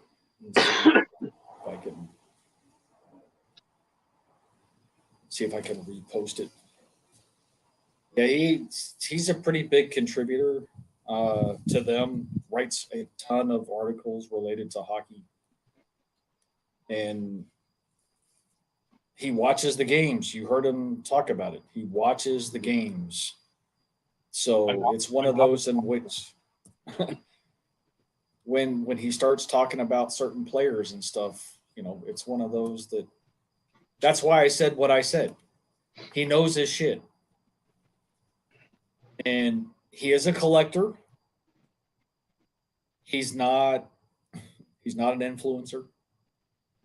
He can be an influencer because he does write articles related to stuff, but not in the sense of what we deem as an influencer. But he knows his shit. That's why I said what I did. Take notes. Take notes. He watches his stuff. So, and even Bobby threw it out there. You know, own the Canadian Sports Magazine, which was the equivalent of the Beckett in Canada. So, very knowledgeable, very knowledgeable. And of course, we love to hear the Pacific stories because the three of us here love Pacific. Back before Pacific was cool for everybody else. Just thought I'd throw that out there. Yeah, we've that was one we've always been on. I mean, we've said it a million times. Kramer's Choice, that was always the insert to get. Yep. Because you saw that the pack odds, and again, yeah, the upper deck game jerseys were like 1 in 2,500. You had some other ones that were the case hit, the 1/288. Some of those metal, the superpowers, I think, were 1 in 720. But when you saw 95 Pacific football, Kramer's Choice, 1 in 721, you're like, how in the absolute fuck of all fucks am I going to be able to get my hands on any one of those with those odds? But that was the chase then. It was like, I want to get one. And I didn't get one. God, I don't even know the first Kramer's Choice I actually bought. It wasn't until 10 years later, maybe. Mine was much later than that in acquiring collections over the years. I mean, Being specific Terrell Davis collections, that is. Shit. Dave, if you think about it, I didn't get my 97 Kramer's Choice until like the middle of COVID. Yeah. 2020, 2021, somewhere in that time frame is when I actually got my 97. So I remember, what was that, about 20, 25 bucks, somewhere in there.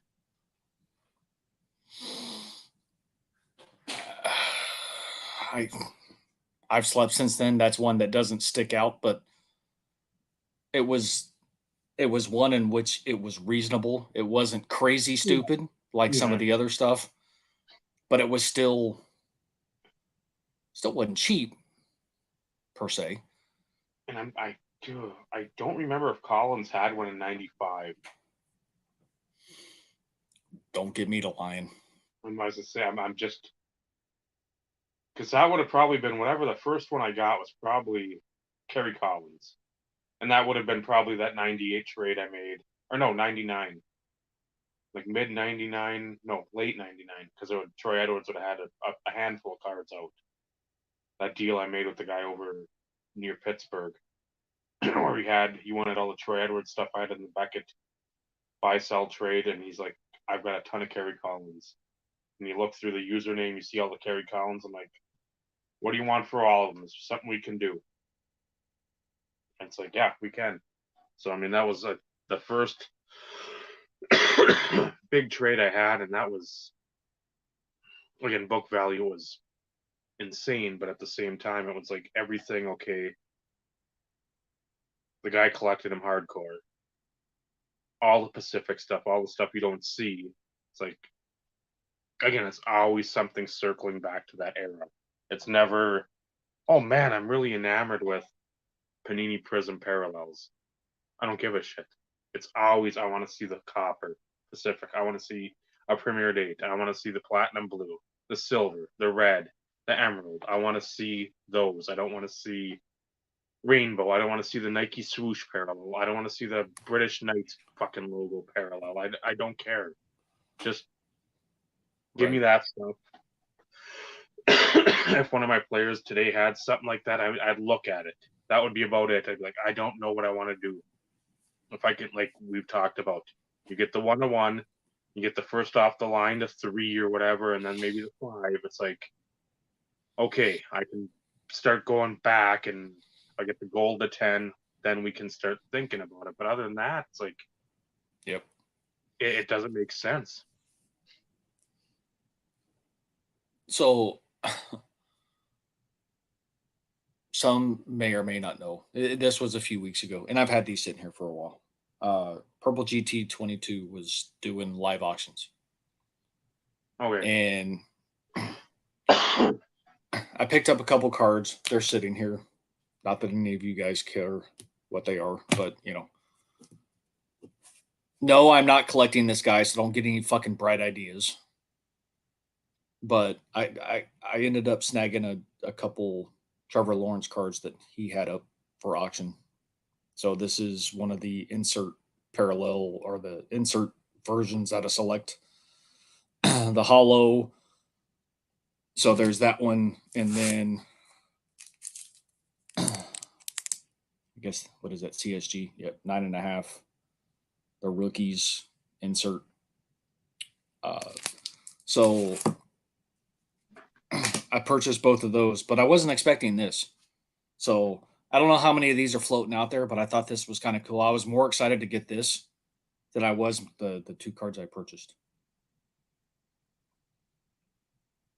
A Steve and Heather Finch dual autograph custom card.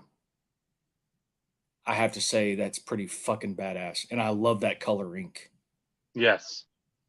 So that was better than the 2 cards that I got. So I haven't shown it on video yet. I need to make sure I do a video, but granted, we don't have a whole lot of people in here because, you know, normally we don't talk hockey, but I wanted to show this. And if Steve goes back and watches this in the archives, I was happier to get this than it was to get the 2 cards I purchased. I'd have paid that price just for this, to be honest.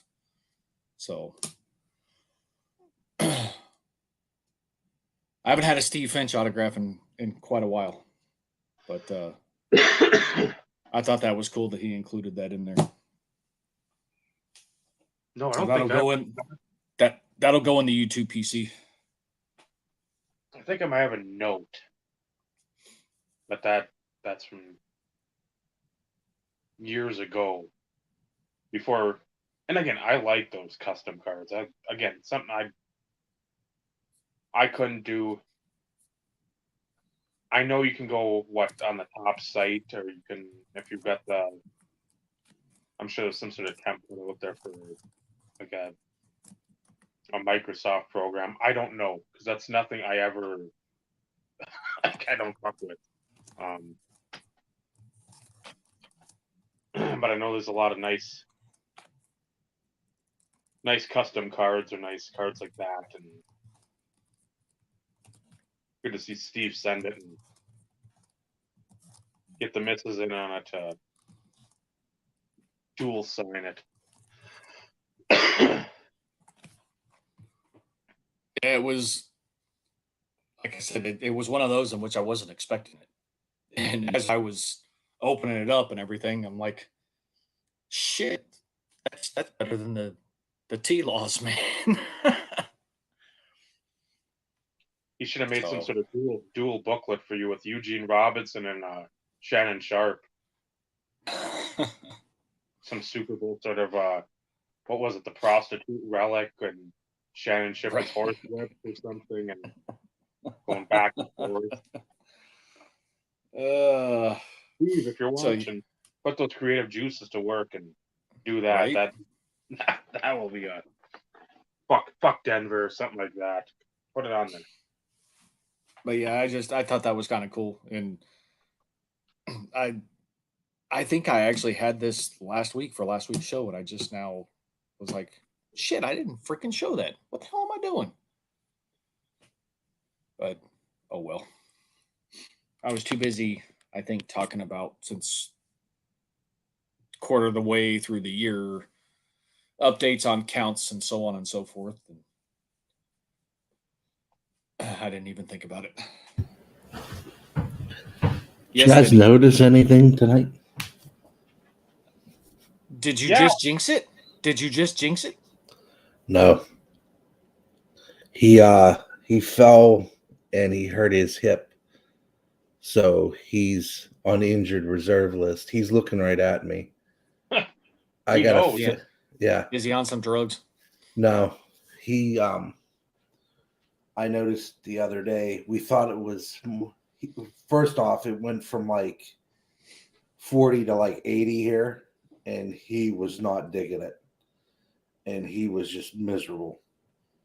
So that was the one thing, and I think he was not feeling well. And speculation here, he must have fell, and he hit his back right paw, and he's favoring it. It's not broke, but I think it's pretty darn sore. So I got a fan on him right now. He's got his water. He's got his food. I have everything set for him because he's a big old baby and his dad loves him. So he's just sitting there, but he's been quiet. Hopefully he'll be a menace to society in 2 or 3 weeks. It will be as soon as I get a hold of him.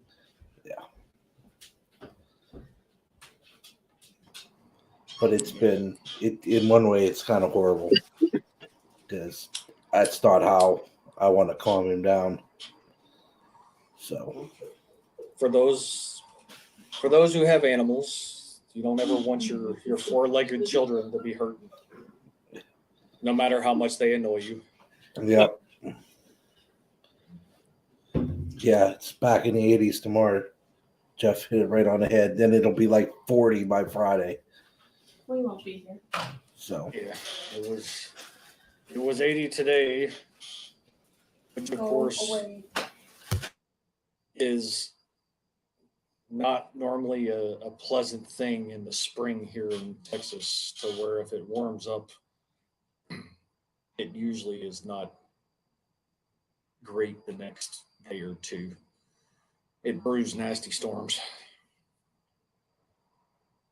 So I can actually give an update since I was not able to do so last week. I'm at 1941 unique. Pacific, since it was a topic of discussion tonight, 185 of 288 for 64%. So that's not bad. No. Some of that stuff is difficult.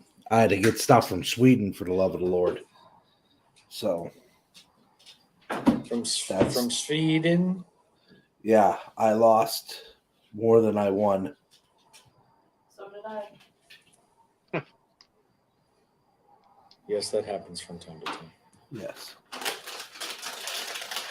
Well, Paul, you just came in when he was talking about the upside of the Deutsch Dangler. So Jeff is high on your boy. Yep. And I agree. Old Dreisaitl. Dude's just got talent. I wouldn't know, but I at least know the name, but that's because of Paul. Oh, he's good. Paul has sent me videos of him dangling and passing. I haven't seen. I mean, I put him in a Yager, Lemieux, LaFontaine, Eiserman realm. He's up there. I mean, And he's that so dude's much he's Hall of Fame. The guy's that good now. I think he's good enough to make the Hall of Fame. He's just him and McDavid, first people with 100 and some points for the first time since Lemieux and Yager. That's a long, long time ago. What, 95-6? Yeah. Then 96, 97, I think it was when they had the Francis Lemieux Yager line. And that line was, I think, almost 500 points between the three of them. If you look at the 96, no, it was 95, 96 because the card was 96, 97. It's the Dominators card out of Donruss. And it has Lemieux, Yager, and Francis on it. And you just look at the back, the stats are like mind-blowing. Each of them over 100 points and just ridiculous. I'm going to tell you Stars because I'm a Stars guy, and Minnesota is Dave's team. Wow. And Minnesota's up 1-0 Of course, Dallas is up 2-1 in the second period, but still a lot of hockey left too. I would put on the Oilers. That's my team. I said your team being Minnesota. That's all I meant. And Why? because Dumba's actually playing. That's the other reason why. And I think he has a point. I think he has an assist. Well, I know he took out Pavelski the other night.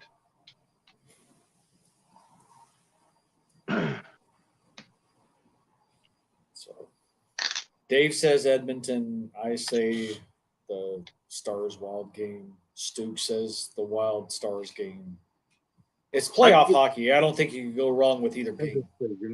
There's not a bad answer.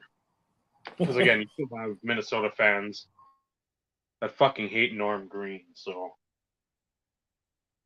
the one that took the North Stars down to Dallas.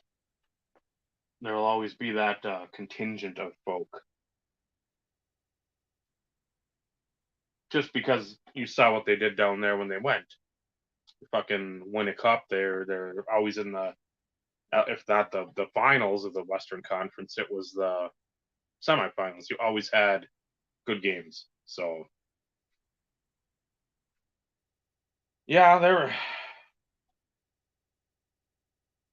they do that, but at the same time, I know with what's his name, the Flower, you want to keep him in there again, unless he completely shits the bed, which he's done. But again, over the last 2 weeks, I think they're like 15-0-1. I mean, it was a ridiculous number.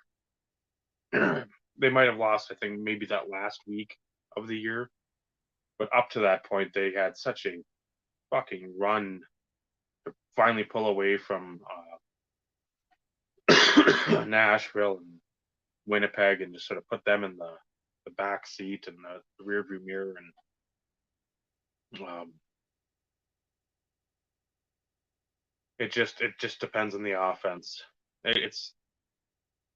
Do they have enough offense? Do you want to see Kirill do a lot more than he's done postseason wise so far?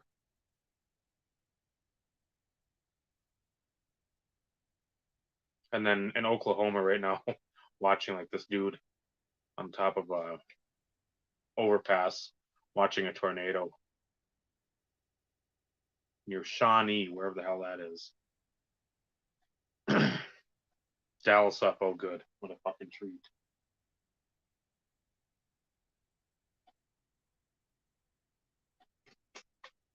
And there's my stack of the set that's so far.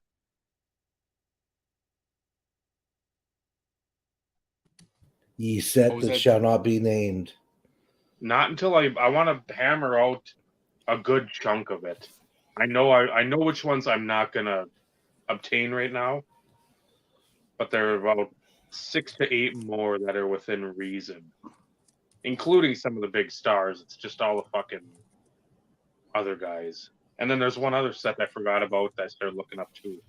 Another, not case hit, but maybe a case and a half hit, 2 case hit set. That's reminiscent of an old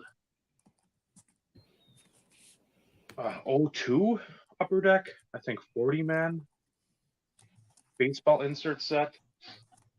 So I want to get one of those in hand and see if that's one I want to go for, because that's another one I it's gonna have to be in hand. See what I like. If I don't like it, 20-25 bucks seems to be about the lowest right now that I'll be spending on it. So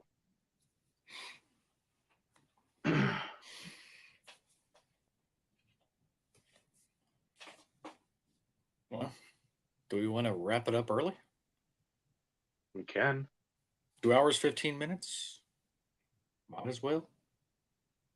Next week, for those who are listening, Wednesday as well. And I don't know, it's really going to be a fly by the seat of your pants type situation now with 3 games being canceled. I don't know when they're going to try to make them up, how they're going to try to make them up. But I'm hoping next week, no. And then after that, we'll sort of figure it out. Because next week, again, I don't like the spoilers, but if you like the NFL draft, you like talking the NFL draft, we'll have a guy that likes to talk the NFL draft on here. That a lot of folks like to listen to his draft prognostications and NFL previewing. So he's been confirmed already. So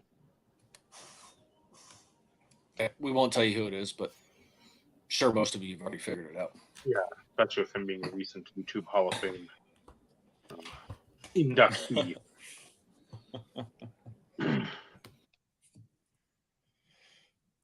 So with that, thank you all for watching, commenting, keeping us up to date on the hockey. Because again, ESPN Plus doesn't have it tonight. So Obviously, everybody was intrigued in listening quite intently too, because the chat was not as, which it normally isn't when we have Jeff on. The chat is pretty quiet, which intrigues me. But at the same time, I understand, because it's like you're trying to focus. yeah, it's an old adage, but it serves when he speaks. It's when he speaks, you listen. Again, I don't want to talk over him. I've got things that sort of got rattling around. I'm like, no, I fucking talk enough. I don't need to talk anymore. And when he said he's going to come up for breath, I said, bingo. That's exactly sort of interject there. And then at the end with I'm asking about the Western Conference guys, and that's show off my Kings dudes. There's no need to interject unless there's something that really is pertinent, but I don't want to get him. I know he had notes too, which again, kudos to him because I love that. But if he's got, like us, if we have something, hey, we're running, and then what was I gonna say? You just fucking you standing out in the field naked. You're like, well, how did this happen? What's going on here? So I'd have to correct him though. If he's gonna have a diarrhea sprint, that's the only thing it can be. If you have a diarrhea marathon, you're in trouble. If that just doesn't square peg circular hole, it doesn't work. Then you have to be sponsored by X-Lax or something. So I don't know. Imodium AD. Yeah, one of the two. your Epicac or whatever, fucking castor oil. Ugh. Yeah, whichever one. One and the same, pretty much. Yeah. So with that, again, thank you guys for watching. Thank you guys for joining us with Jeff. Again, for us, it's a huge pleasure. We don't say that enough. And even if we did, we'd say it more, because again, that's somebody that was in the industry as a fucking freight liner, full of knowledge and then some, willing to take his time and be on here with one rambling fucking derelict and two semi-rambling, semi-cognitive people. I'll let you discern who is who in that triumvirate of characters.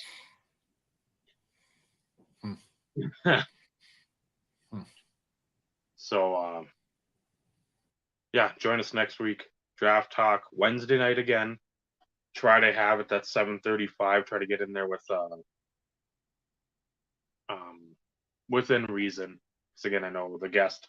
Anytime there's a guest, I try to be a little more cognitive of time. When it's these two other schlubs over here, it's like, yeah, whatever. We could actually blame Jeff for making us late to start. Technically. So, and again, if you get the chance, if you're a nearby, we'll use the wrestling terminology since that's been a real popular topic we've talked about lately. What's popular is a 2-day-old shit in the lawn. Go to your nearest medical facility, give some blood, help some folks out. It's because how many of us are going to be able to rush into a burning house, help somebody in a flipped over car, do something of that situation, become a hero when you can do that, feel good that you know you're helping somebody. Hopefully not a politician.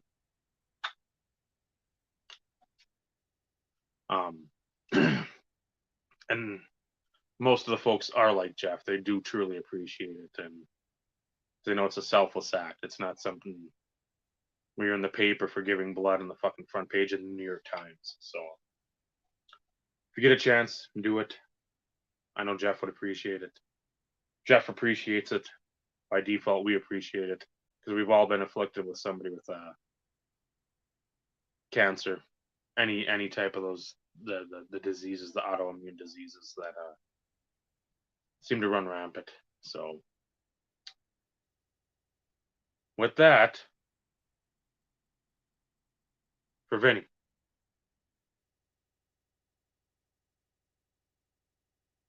for Steve,